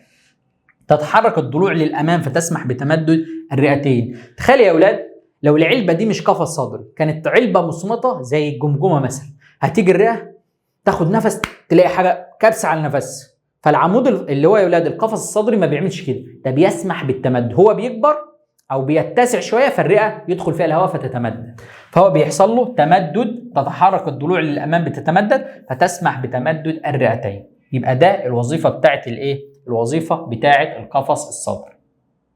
تعال نشوف يا أولاد بيتكون من إيه. قلنا أول حاجة من ناحية قدام عظمة القص. من قدام يبقى هي عظمة أمامية مفلطحة ومدببة من أسفل. مفلطحة دي قلناها في الفقرات العجزية، كنا بنقول عريضة ومفلطحة يعني مبططة. مدببة من أسفل يعني الجزء بتاعها يا أولاد من تحت مدبب. لو نزلنا كده أهو صغرنا شوية كده أهو، ديت يا أولاد عظمة القص، عريضة ومبططة وجزءها السفلي مدبب. قال لك جزءها السفلي غضروفي في الصغر. يعني ايه غضروفي الصغر؟ الحته يا ولاد اللي انا علمت عليها ده اهي، اللي هي اهي عشان نلاقي اهي، نمسح كده اهي الجزء ده اهو يا ولاد، الحته دي كده دي بتكون غضروفيه في الصغر. يعني كل ما الانسان يكبر الحته دي بتتحول ليه؟ لعظام. يبقى جزءها السفلي غضروفي في الصغر في الاطفال. يتصل بها العشرة أزواج الأولى من الضلوع. لو جينا يا ولاد بصينا هنلاقي إن هي ماسك فيها 10 أزواج من الضلوع. أدي 1، أدي 2، أدي 3، أدي 4، أدي 5، أدي 6، أدي 7، 8، 9، 10، وفي زيهم 10 الناحية التانية. يبقى كده 10 أزواج. تقول لي ده أنت قايل لي إن القفص الصدري فيه 12 زوج، أمال الاثنين اللي فاضلين راحوا فين؟ هقول لك الاثنين اللي فاضلين يا باشا موجودين تحت. واحد جاي كده وحر والتاني جاي كده وحر، واحد جاي كده وحر والتاني جاي كده وحر. يبقى هم اخر 4 ضلوع او اخر زوجين مش ماسكين في عظمه القص. يبقى دي الخصائص بتاعت عظمه القص. بعد كده عندنا الضلع. الضلع عظمه مقوسه تنحني الى اسفل. يعني ايه يا اولاد عظمه مقوسه اهي؟ بص انا برسمه ازاي، قوس قوس قوس. امال يعني بقى يا اولاد تنحني الى اسفل؟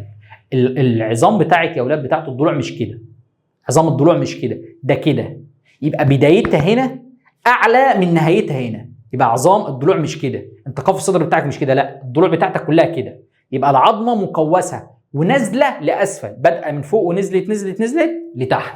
يبقى هو ده معنى يا اولاد ان هي تنحني الى اسفل. من قدام ماسكه في عظمه القص زي ما قلنا، ومن ورا ماسكه في جسم الفقره العظميه ونتوءها المستعرض. زي ما قلنا ان لو احنا افترضنا ان ديت فقره اهي وليها نتوء مستعرض من هنا ونتوء مستعرض من هنا، بيجي الضلع يقوم ماسك في الفقره من هنا والنتوء المستعرض من هنا وعامل كده، ويجي الضلع اللي قصاده الناحيه الثانيه من هنا والجسم النتوء المستعرض من هنا ويروح جاي عامل كده. يبقى هو بيمسك في جسم الفقره من الخلف ونتوءها المستعرض، وده بيمسك في جسم الفقره ونتوءها المستعرض. خلاص تمام. بيقول لك ال7 أزواج الأولى تصل الفقرات الصدرية وعظمة القص بشكل مباشر. أول يا أولاد 7 فقرات 7 أزواج الأولى بتمسك الفقرات بعظمة القص بشكل مباشر. يعني إيه؟ لو جينا بصينا في الرسمة بتاعتنا هنعد أدي 1 2 3 4 5 6 7 جايين بيمسكوا في القص أهو، لازقين في القص بشكل مباشر. يبقى هم بيربطوا بين الفقرات الصدرية وعظمة القص توصيل مباشر، رايحين ماسكين في القص على طول. قال لك الأزواج من 8 ل 10 اللي هم دول يا أولاد، أدي 8 ادي 9 ادي 10. هتيجي تشوف الغضروف بتاعهم هتلاقيهم اتجمعوا مع بعض وشبطوا على 7، مسكوا في الغضروف السابع. يبقى هم ما راحوش مسكوا في عظمه القص بشكل مباشر، بس معلش احنا كده كده ماسكين. يبقى احنا ماسكين بس مش ماسكين بشكل مباشر. فديت يا اولاد اللي ماسكه بشكل مباشر تسمى ضلوع حقيقيه. من 8 ل 10 قال لك تتصل بشكل غير مباشر بتوصيله، واخده توصيل اللي هي واخده ال7 توصيله دي، فسميناها ضلوع كاذبه. انت متصله بس انت بتكذبي علينا. الاخيره قالت لك بص انا ماليش في اللاوعي ده كله، انا مباشره اهو، انا مباشره. قال لك الزوجان الاخيران 11 و12 قصيران لا يتصلان بالقص، احنا عايمين في الهواء طايرين، يبقى هما الضلوع العائمه، ماسكه من ورا ومش ماسكه بحاجه من قدام، عاملين كده بس وخلاص. قال لك ما تنساش عددهم، هما زوجين او 4 ضلوع، هما يتصلان بالفقرتين 18 و19 اللي هما اخر فقرتين في الفقرات يا اولاد، في الفقرات الصدريه، وهنعرف ازاي دلوقتي تحسب رقم الفقره. ده المنظر من ورا، الفقره بتبقى مدببه كده يا اولاد من ورا، وادي الضلع ماسك فيها من هنا مرتين، والضلع ده ماسك فيها من هنا مرتين.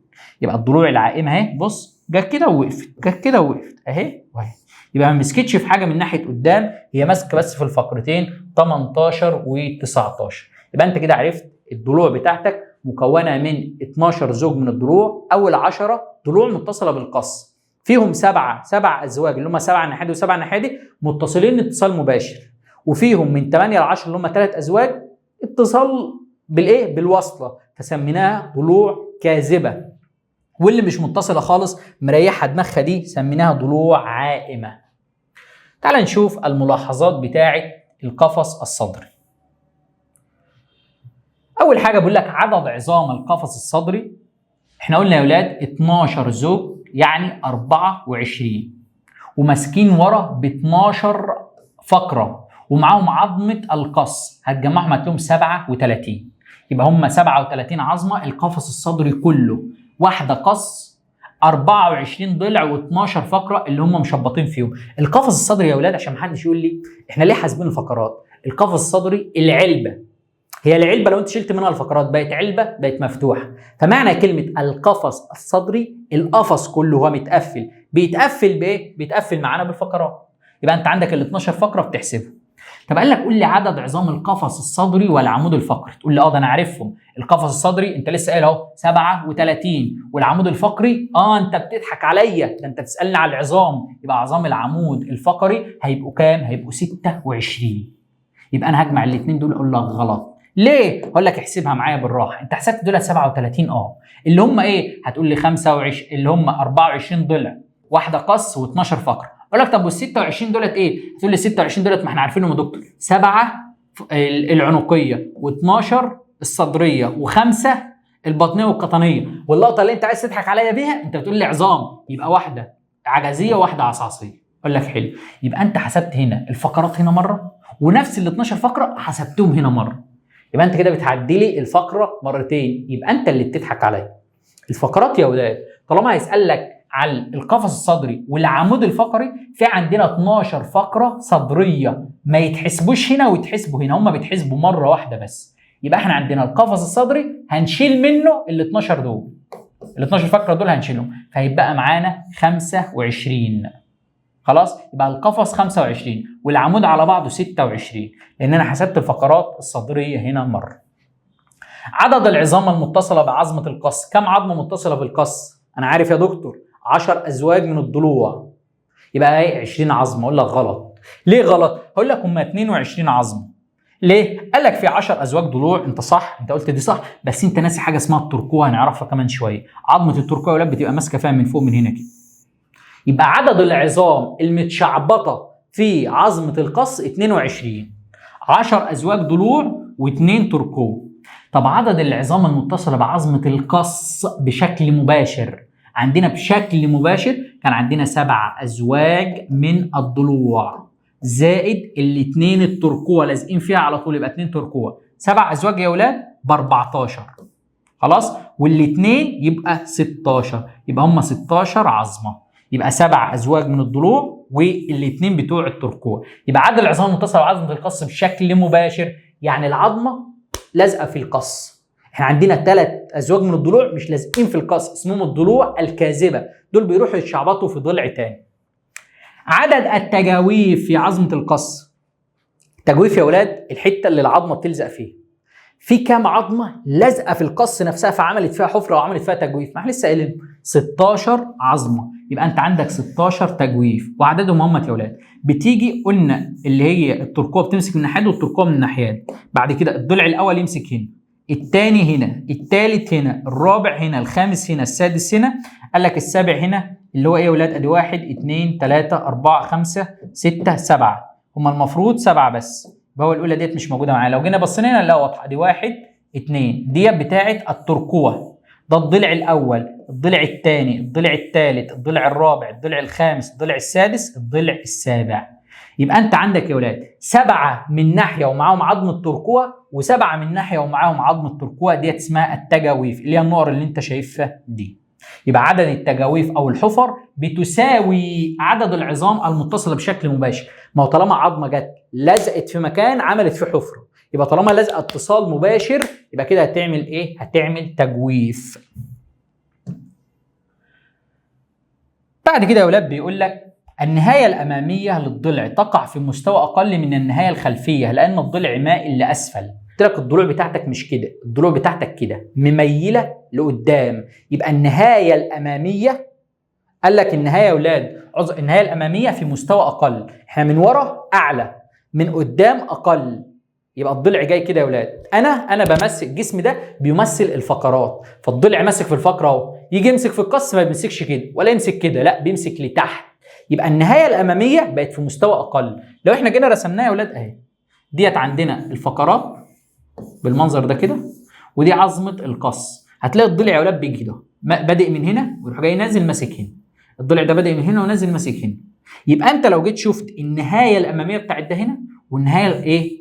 النهايه الخلفيه بتاعته فوق والنهايه الاماميه بتاعته تحت، ده النهايه الخلفيه بتاعته هنا والاماميه بتاعته تحت، يبقى الضلع يا ولاد بيجي كده وينزل لتحت، يجي كده وينزل لتحت.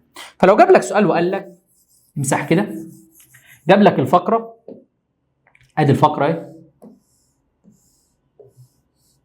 وراح جاي قايل لك الفقره دي فيها الضلع رقم مثلا ثالث، النهايه الخلفيه بتاعته بتمسك في الفقره دي، النهايه الاماميه بتاعته قصاد انهي فقره؟ هتروح جاي انت يا ولاد جاي واخد خط من هنا كده وتشوف الفقره ديت رقم كام، تحسب الفقره دي رقم كام، وتبدا ان انت ايه؟ تشوف تعد من بعدها الفقرات لحد ما توصل الفقره دي. فكده انت عندك النهايه اللي هي الخلفيه عاليه عن النهايه الاماميه. احسب الفقره ازاي؟ نقطه مهمه، يقول لك انا مديك ضلع احسب لي الفقره، طب انا مديك فقره احسب لي الضلع، اللي هي الجزء ده يا اولاد. يعني انا قلت لك هنا انت هتحسب الفقره دي، هتقول لي احسبها ازاي يا دكتور؟ هقول لك ان رقم الضلع يساوي رقم الفقره الصدريه. يعني ايه؟ الضلع الثالث ماسك في الفقره الصدريه الثالثه، الضلع الرابع ماسك في الفقره الصدريه الرابعه.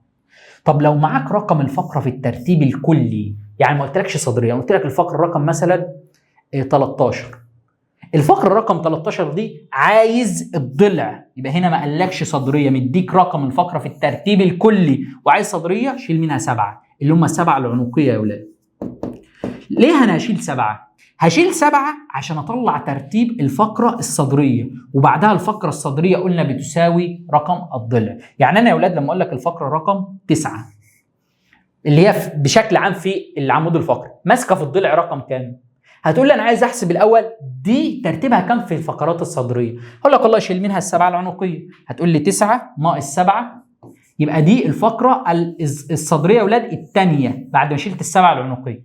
طب ما انا قايل لك الفقره الصدريه بتساوي رقم الضلع، يبقى هي التاسعه في الترتيب هي الثانيه في الصدريه، يبقى ماسكه في الضلع الثاني. طب اعكس، لو معاك رقم الضلع وعاوز الفقره في الترتيب الكلي ما قالش صدريه، هتقول لي انت معاك الايه؟ الضلع الكام؟ الثالث؟ اقول لك الضلع الثالث. هتقول لي الضلع الثالث ده اهو بيساوي رقم الفقره الصدريه، يبقى بيساوي الفقره الصدريه الثالثه. بس انا مش عايز الفقره الصدريه ده، انا عايز الفقره بشكل عام رقمها كام؟ هقول لك مش دي الثالثه الصدريه؟ فوقها كام؟ هتقول لي 7 عنقيه، اقول لك طب زود ال7 العنقيه. يبقى انت عندك الثالثه، الضلع الثالث ماسك في الفقره الصدريه الثالثه اللي هي ترتيبها كام؟ ترتيبها 10 في الترتيب الكلي بعد ما تزود 7.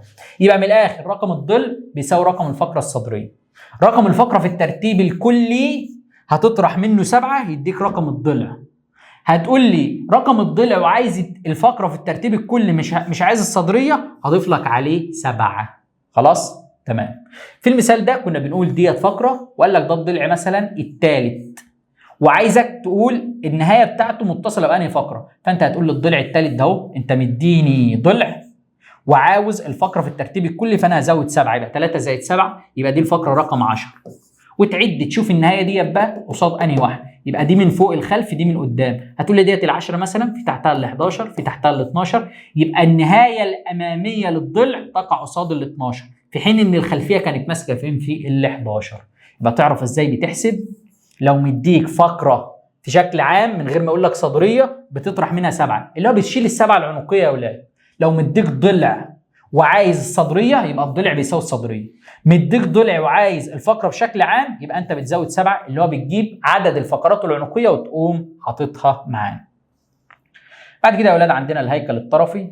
الهيكل الطرفي مكون من الحزام الصدري والطرفان العلويان، الحزام الحوضي والطرفان السفليان.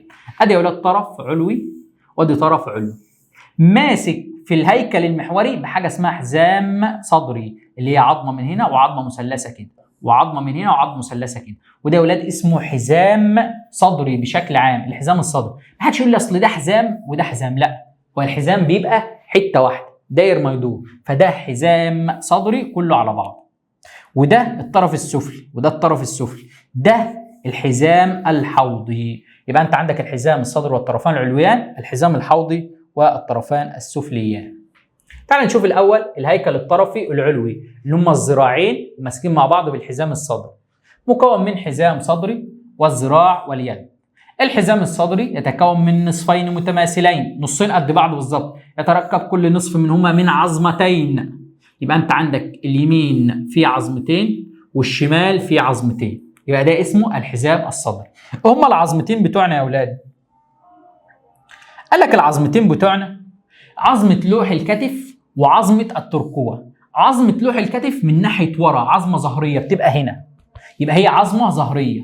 الترقوه من ناحيه قدام بتبقى هنا، من ناحيه قدام هنا هي عظمه الترقوه العظمه البارزه دي، يبقى دي اماميه او باطنيه لكن دي خلفيه او ظهريه. دي مثلثه الشكل المثلثه. قال لك طرفها الداخلي عريض، بص عريض ازاي، واللي بره مدبب، يبقى طرفها الداخلي عريض وطرفها الخارجي مدبب اهو، عريض ومدبب. قال لك المدبب به نتوء تتصل به الترقوه. الجزء البارز ده يا اولاد اهو بيعمل نتوء كده، جزء بارز عشان الترقوه دي تمسك فيه بالمنظر ده كده.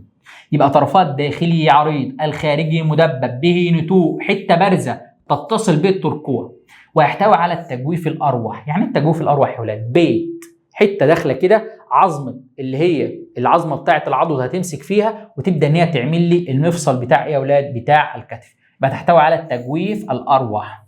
دي قلنا رفيعه باطنيه يعني من ناحيه قدام، تتصل من الامام بعظمه القص، الناحيه دي ماسكه في القص اهي، مش احنا لسه قايلين من شويه العظام التي تتصل بشكل مباشر مع القص كنا بنقول الضلوع ونقول معاها الترقوه، يبقى هي من الامام تتصل بعظمه القص، من الجانب بعظمه لوح الكتف، الحته البارزه من لوح الكتف هنا والحته البارزه من لوح الكتف هنا، يبقى دولت يا اولاد نص عظمه وعظمه وقصادها الناحيه الثانيه عظمه وعظمه، عشان كده بنقول نصفين متماثلين.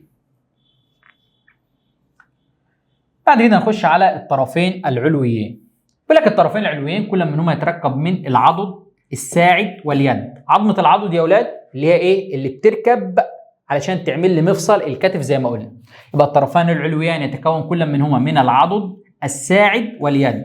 لو جينا شفنا يا اولاد ادي الطرف العلوي اهو، صغر كده شويه اهو، ادي الطرف العلوي ديت عظمه العضد داخله في تجويف اسمه التجويف الاروح عشان تعمل لي مفصل اسمه مفصل الكتف. ده الساعد هنعرف انه مكون من عظمتين، وديت كده اليد، يبقى ده اسمه طرف علوي. بص يا ولاد قاسم من هنا كده، ده طرف علوي من غير الحزام، يبقى انا لو شلت الحزام بيبقى اسمه طرف. فلما اجي اقول لك عظام الطرف العلوي كام هتقول لي 30 وهنعدهم دلوقتي. يبقى الطرف ملوش دعوه بالحزام، لكن هيكل طرفي، هيكل دول الايدين والحزام الصدري بالكامل.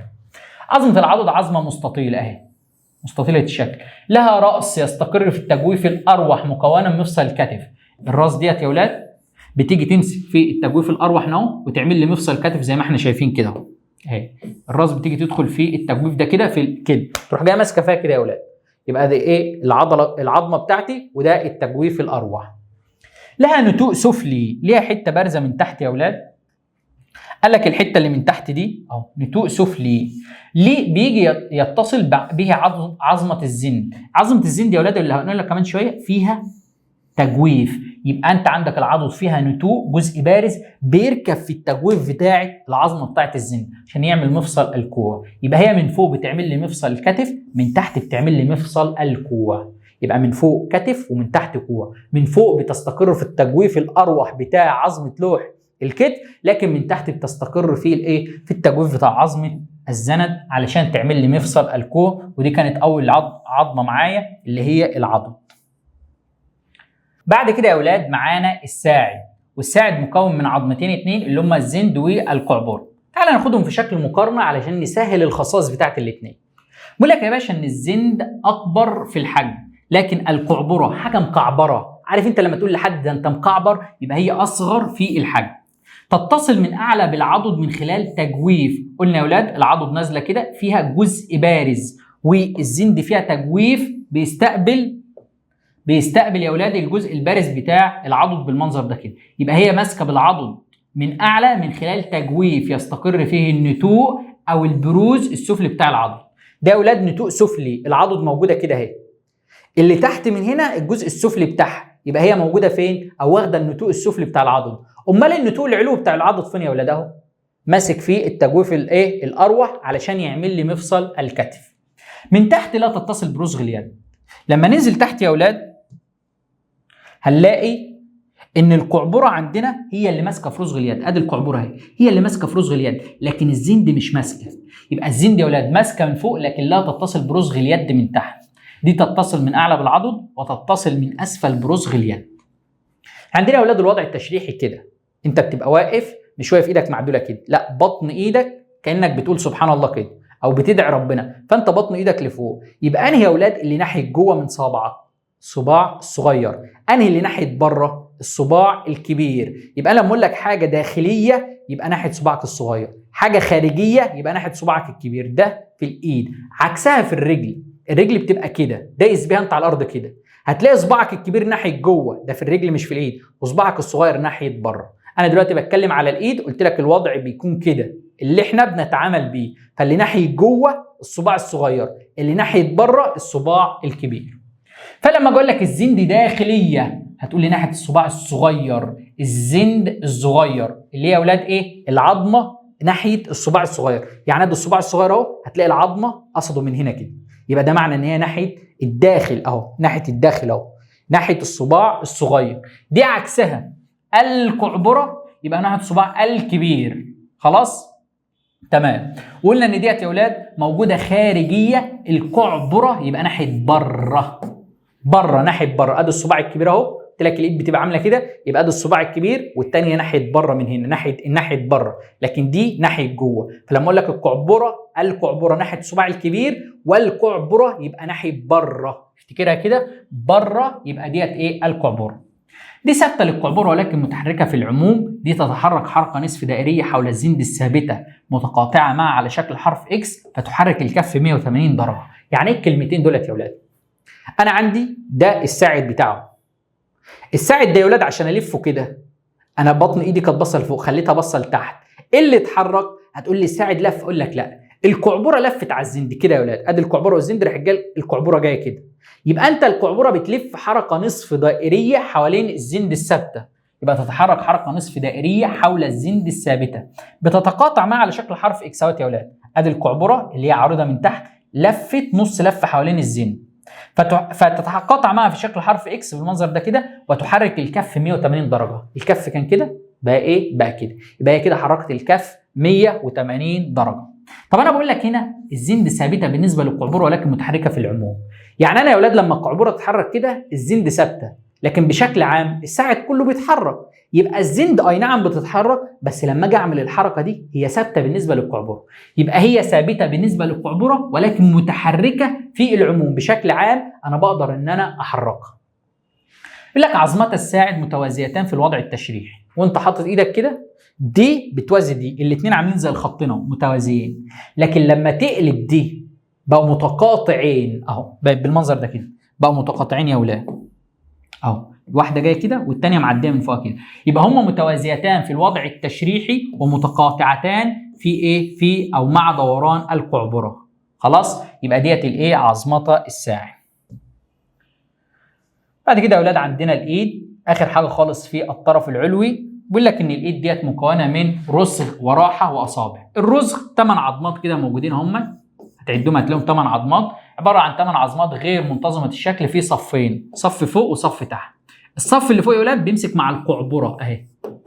هل الزند ماسكه فيه؟ اهو في فراغ اهو، فالزند مش ماسكه في الساعد، يبقى ايه اللي ماسك في الساعد؟ عظمه القعبره. ماسكه ايه؟ مع الصف العلوي من عظام الرسغ.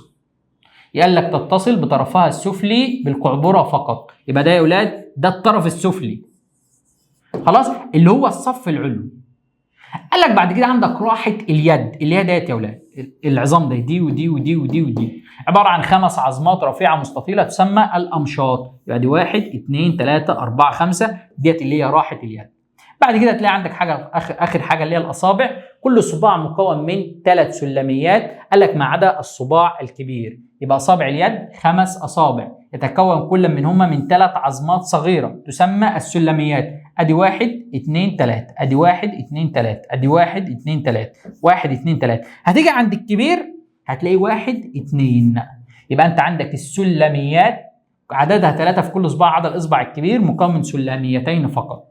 هتيجي ان انت تبدا تجمعهم هتلاقيهم 27 عظمه. 27 عظمه يا باشا، ومعاك الزند والقعبره 2، يبقى ايه؟ قال لك يبقى كده 29، ومعاك اللي فوق خالص اللي هي العضد، يبقى كده ايه؟ 1 يبقى يساوي 30. يبقى عدد عظام الطرف العلوي، ما تحسبليش الحزام الصدري لان انا قلت لك الطرف يبقى من غير الحزام، وده اللي هنشوفه في الاسئله بتاعتنا.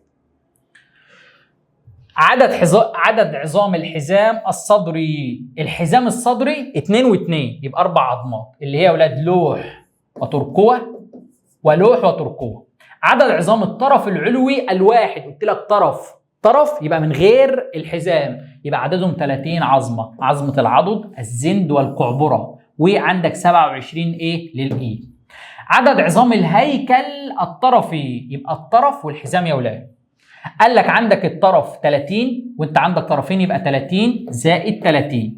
واحنا لسه قايلين الحزام الصدري 4، يبقى 30 و30 60 زائد 4 يبقى 64. 30 طرف يمين 30 طرف شمال، 2 حزام صدري العظمتين الناحيه دي و2 الناحيه الثانيه. عدد التجاويف في الطرف العلوي الواحد. طرف علوي قلت لك ما بنحسبش معانا الايه؟ ما بنحسبش معانا الحزام، اللي هو من اول هنا يا ولاد اقطع هنا كده، ده اسمه طرف، اللي سايب ده اسمه طرف. في كام تجويف؟ تجويف واحد بس، اللي هو بتاع الزن اللي انا قلت بتستقر فيه عظمه العضد. يبقى عدد تجويف في الطرف العلوي الواحد تجويف واحد، وهو تجويف الزن.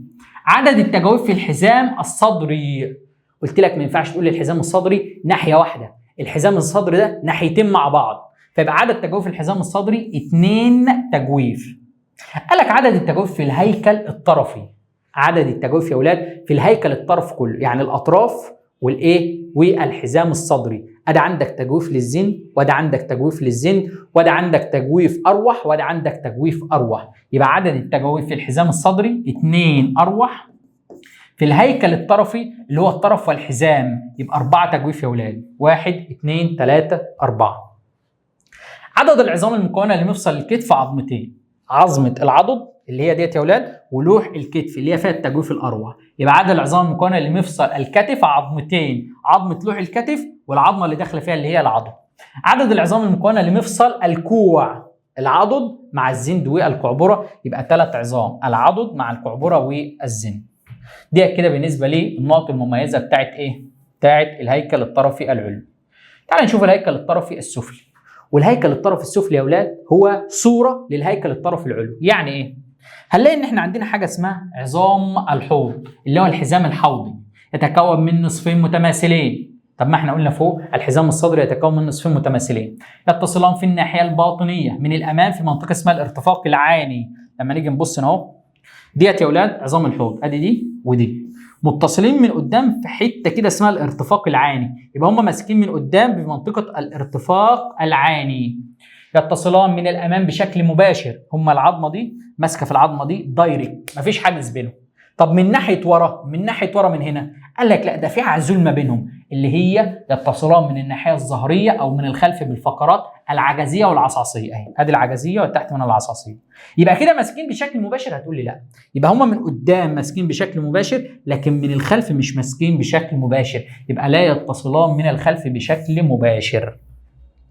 فاكرين يا اولاد لما قلت لك ان الفقرات العجزيه بتقع ما بين عظام الحرقفه؟ قلت لك قدام لما نيجي عند الحزام الحوضي هتعرف ان في عظمه عندنا اسمها الحرقفه. اهي دي عظمه الحرقفه، اهي العظمه الكبيره دي ودي الحرقفه. قال لك عظمه الحرقفه دي في جزء ماسك فيها من قدام اسمه العانه، عظمه اسمها العانه، وجزء تاني اسمه الورك يا اولاد او الورق.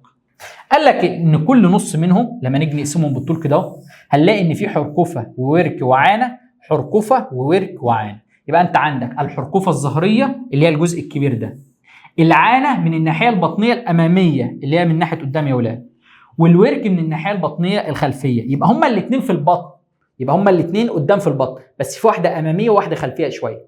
فبطن قدام يبقى ديت الايه؟ ديت اللي هي العانه. بطن ورا يبقى هي الايه يا اولاد؟ الورك. الثلاثه بيعملوا عظمه واحده. يبقى انت عندك يا اولاد الحزام الحوضي مكون من ادي عظمه وادي عظمه. هنعرف كمان شويه ان في فرق ما بين الحزام الحوضي والحوض. لما اجي اسالك اقول لك عدد عظام الحزام الحوضي هتقول لي كذا، عدد عظام الحوض هتقول لي كذا. طيب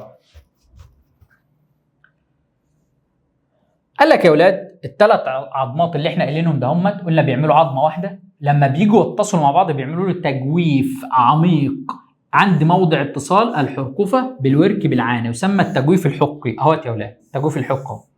خلاص؟ يبقى انت عندك كان في عظمه من هنا، يبقى دي عظمه ودي عظمه ودي عظمه لازقين في بعض عاملين لي عظمه واحده. عملوا لي تجويف اسمه التجويف الحقي، شبه التجويف الاروح، بس ده بيميز يا اولاد انه اعمق، فالحاجه اللي بتركب فيه بتبقى اكثر صلابه. يبقى انت عندك التجويف الحقي اكثر ايه صلابه، بيستقر فيه راس عظمه الايه؟ الفخذ، عشان يعمل لك مفصل الفخذ او مفصل ايه؟ الورق. يبقى انت عندك يا اولاد تجويف عميق عند موضع اتصال الحرقفه بالورق والعانه. اهوت يا اولاد اهو، مش دي عظمه ودي عظمه ودي عظمه، الثلاثه بيتصلوا فين؟ بيتصلوا هنا اهي. لو عملنا النقطه دي كده هتلاقي دي جايه من هنا ودي جايه من هنا ودي جايه من هنا، يبقى ده اسمه موضع اتصال الثلاث عظمات. عملوا لك تجويف اهو بتدخل فيه الراس بتاعت عظمه الفخذ بالمنظر ده كده علشان يعمل لك مفصل الايه؟ الفخذ. طيب بيقول لك ان انت عندك في فرق في الحوض ما بين الحوض بتاع الذكر والحوض بتاع الانثى. لو جينا بصينا يا اولاد على الحوض بتاع الانثى هنلاقيه اوسع وقصير. لو جينا بصينا هنا يا اولاد هنلاقيه اضيق واطول اهو. يبقى انت عندك حوض الانثى اوسع واقصر، الزاويه بتاعته يا اولاد من هنا واسعه برضه، لكن ده اطول ولكنه اضيق بالمنظر ده كده. يبقى شفت الزاويه دي واسعه ازاي؟ دي ضيقه ازاي؟ ليه يا اولاد؟ ليه الحوض بتاع الانثى بيكون اوسع؟ علشان يلائم عمليه الولاده. هو الجنين بيعدي منين؟ بيكون في البطن وبينزل فين؟ بيعدي من الحوض اثناء خروجه يا اولاد. يبقى الحوض في الانثى اقصر ولكن اوسع من حوض الرجل، وذلك لكي يلائم عمليتي الحمل والولاده. يبقى الحوض في الانثى تعرف الشكل بتاعه الزاويه دي بتبقى واسعه لكن الزاويه دي بتبقى ضيقه. قلنا ليه؟ علشان ده في الانثى بيلائم الايه؟ اللي هي عمليتي الحمل والولاده. بعد كده يا اولاد بيقول لك ان انت عندك بقى عظمه الفخذ، اول عظمه في الطرفين السفليين. هنشيل اللي هو الحزام الحوضي، يبقى نجيب الرجل لوحدها يا اولاد زي ما كنا بنجيب الايد لوحدها، ده اسمه طرف علوي. الرجل من غير الحزام ده اسمه طرف سفلي. يبقى الطرفان السفليان اول حاجه فيهم هي عظمه الفخذ، عظمه مستطيله وبقول لك زي العكاز اهي وليها راس زي العكاز كده. ده بيقعد في التجويف الحقي علشان يعمل لك مفصل الفخذ. اكبر عظام الجسم، امال اصغر عظام الجسم كانت عظمه اسمها الايه؟ الركاب، اللي هي عظمه في الودن. الطرف العلوي به راس يستقر في التجويف الحقي اهو، راس يستقر في التجويف الحقي مكونا من مفصل الفخذ. الطرف السفلي به نتوءان، نتوءان اتنين يا اولاد يعني جزئين بارزين كده يتصلان بعظمه القصبه مكونه من مفصل الركبه. يبقى انت الفخذ يا اولاد شبه ايه فوق العضد؟ العضد كان لها تجويف علوي بيستقر في التجويف الاروح علشان يعمل لك مفصل الكتف. الفخذ لها تجويف او ليها بروز علوي او راس من فوق بتمسك يا اولاد في التجويف الحقي عشان تعمل لك مفصل الفخذ. العضد من تحت كانت بتمسك مع الزند عشان تعمل لك مفصل الكوع، كذلك برضو الديت بتمسك مع القصبه عشان تعمل لك مفصل الركبه. ليها نتوئين يا اولاد اهو، ادي نتوء وادي نتوء. خلاص تمام. بعد كده عندنا الساق. الساق ديت يا اولاد زي الساعد فوق، كنا بنقول الساعد مكون من عظمتين 2، كذلك برضو الساق مكونه من عظمتين 2. بس نصغر شويه. طيب بيقول لك ان الساق مكون من عظمتين، القصبه والشظيه، كنا فوق بنقول الزند والقعبره. قال لك القصبه تقابل الزند يعني قصادها، قال لك الشظيه تقابل القعبره. كنا بنقول الزند اكبر في الحجم وداخليه، يبقى دي برضو اكبر في الحجم وداخليه. تتصل من اعلى بالفخذ، الزند كانت تتصل من اعلى بالعضد. دي تقابل القعبره، اصغر في الحجم وخارجيه، كنا بنقول لك قعبره بره، يبقى دي شبه القعبره، يبقى هي كمان خارجيه او لناحيه بره. لا تتصل من اعلى بالفخذ، يبقى ديت تتصل من اعلى بالفخذ، لكن ديت لا تتصل من اعلى بالفخذ. ولكن خلي بالك في الرجل بتعكس الصوابع. يعني ايه؟ قلت لك في الايد احنا كده، يبقى العظمه الداخليه اللي هي الزند ناحيه جوه بس بتقابل الصباع الصغير، الزند يبقى الصغير، والقعبره بره، القعبره يبقى الصباع الكبير. انزل تحت في الرجل اعكس، الرجل بتاعتك عامله كده يا باشا، ده الصباع الكبير في الرجل، فناحيه جوه القصبه هتقابل الصباع الكبير، يبقى انت هتعكس القصبه ناحيه الصباع الكبير والعكس، يبقى الشظيه ناحيه الصباع الصغير. فوق كنا بنقول يا اولاد ان الزند والقعبره ممكن يكونوا متوازيتين او متقاطعتين، لكن هنا بنقول العظمتان دائما متوازيتان. ده المنظر بتاعهم، ادي القصبه هي اللي ماسكه من فوق بالفخذ، ديت لا تتصل من اعلى بالفخذ اهي، دي رايحه ماسكه في القصبه مش ماسكه في الفخذ. بعد كده من تحت يا اولاد هنلاقيها مكمله مع الرجل، يبقى ده بالنسبه للقصبه والايه والشظيه. بعد كده عندنا القدم يا اولاد زي الايد بالظبط، مكونه من رسغ ومشط، بدل راحه كنا فوق بنقول راحه اليد، لكن هنا بنقول مشط القدم والاصابع. الرسغ فوق كنا بنقول 8 عظمات، لكن هنا 7 عظمات صغيره غير منتظمه الشكل، اكبرها الخلفيه وتشكل كعب القدم. اهيت يا اولاد ده الرسغ مكون من 7 عظمات اهم، اكبر عظمه فيهم اللي ناحيه ورا، وده الكعب بتاعك، ده اللي انت تضرب بيه الكعب. بعد كده عندنا مشط القدم، ده برضه مكون من ايه يا اولاد؟ من 5 عظمات رفيعه مستطيله، 5 عظمات رفيعه مستطيله.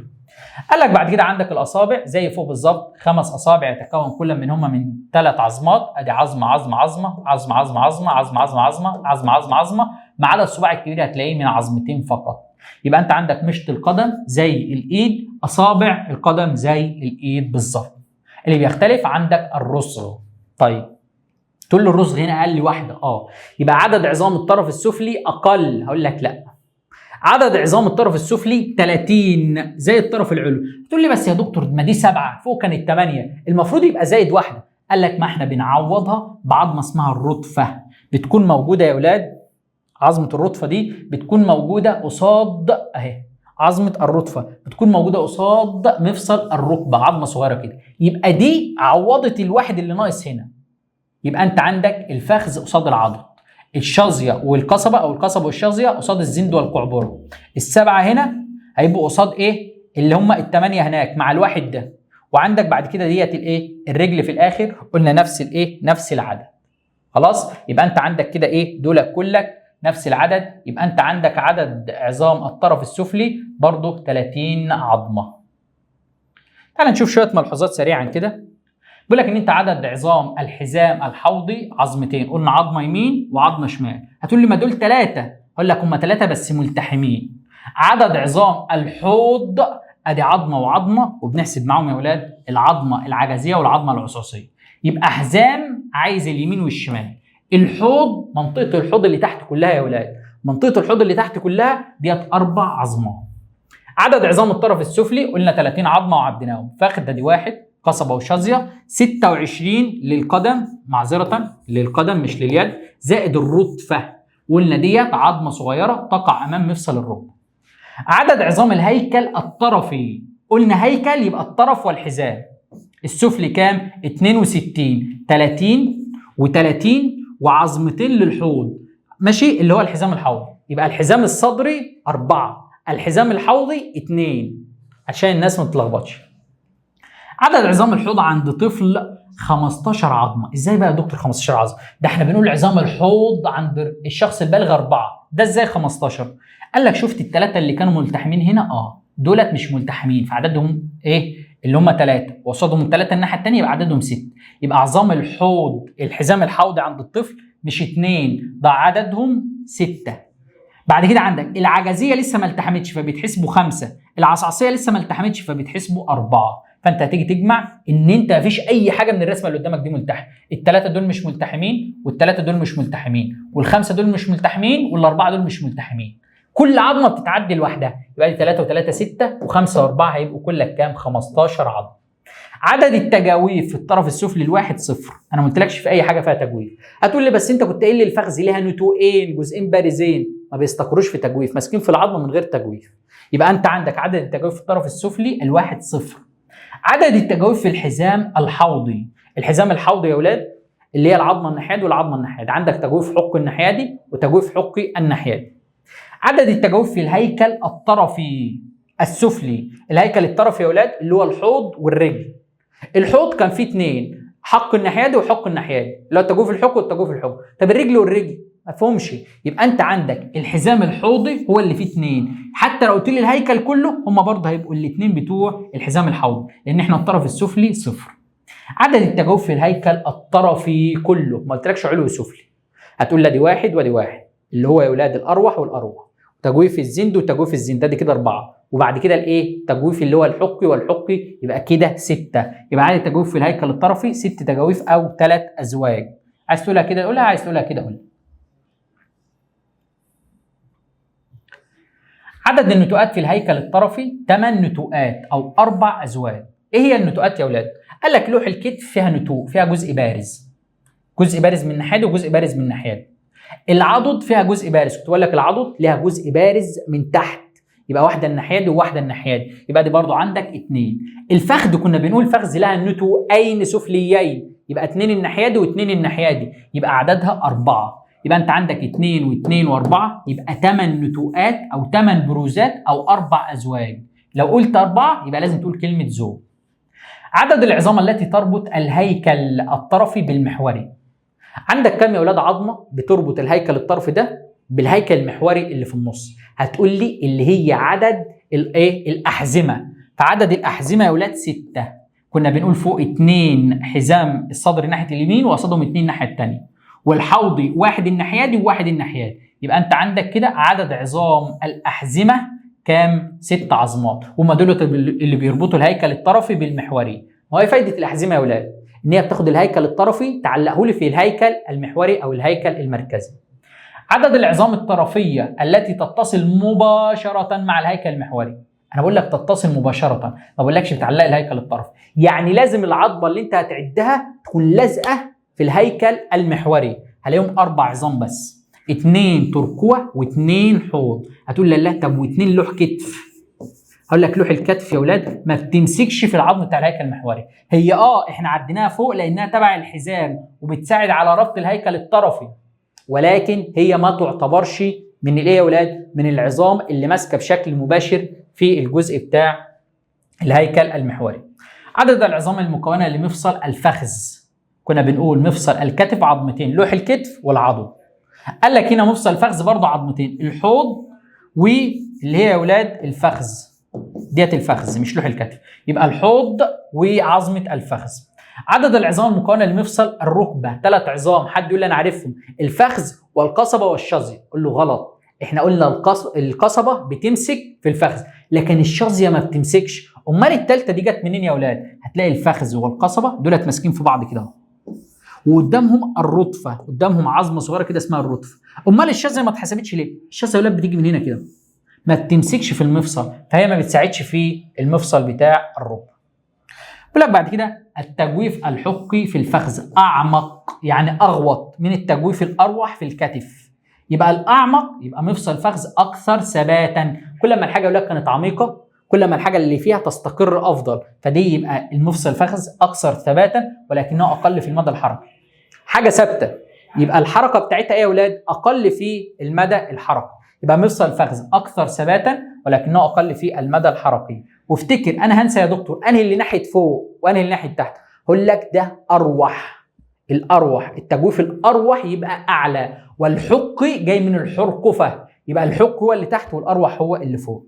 قلنا اكبر عظام الجسم هي الفخذ واصغرها هي الركاب، يبقى اكبر عظمه في الجسم هي الفخذ واصغر عظمه فيها هي الركاب، وديت احد عظام الايه؟ احد عظام الاذن.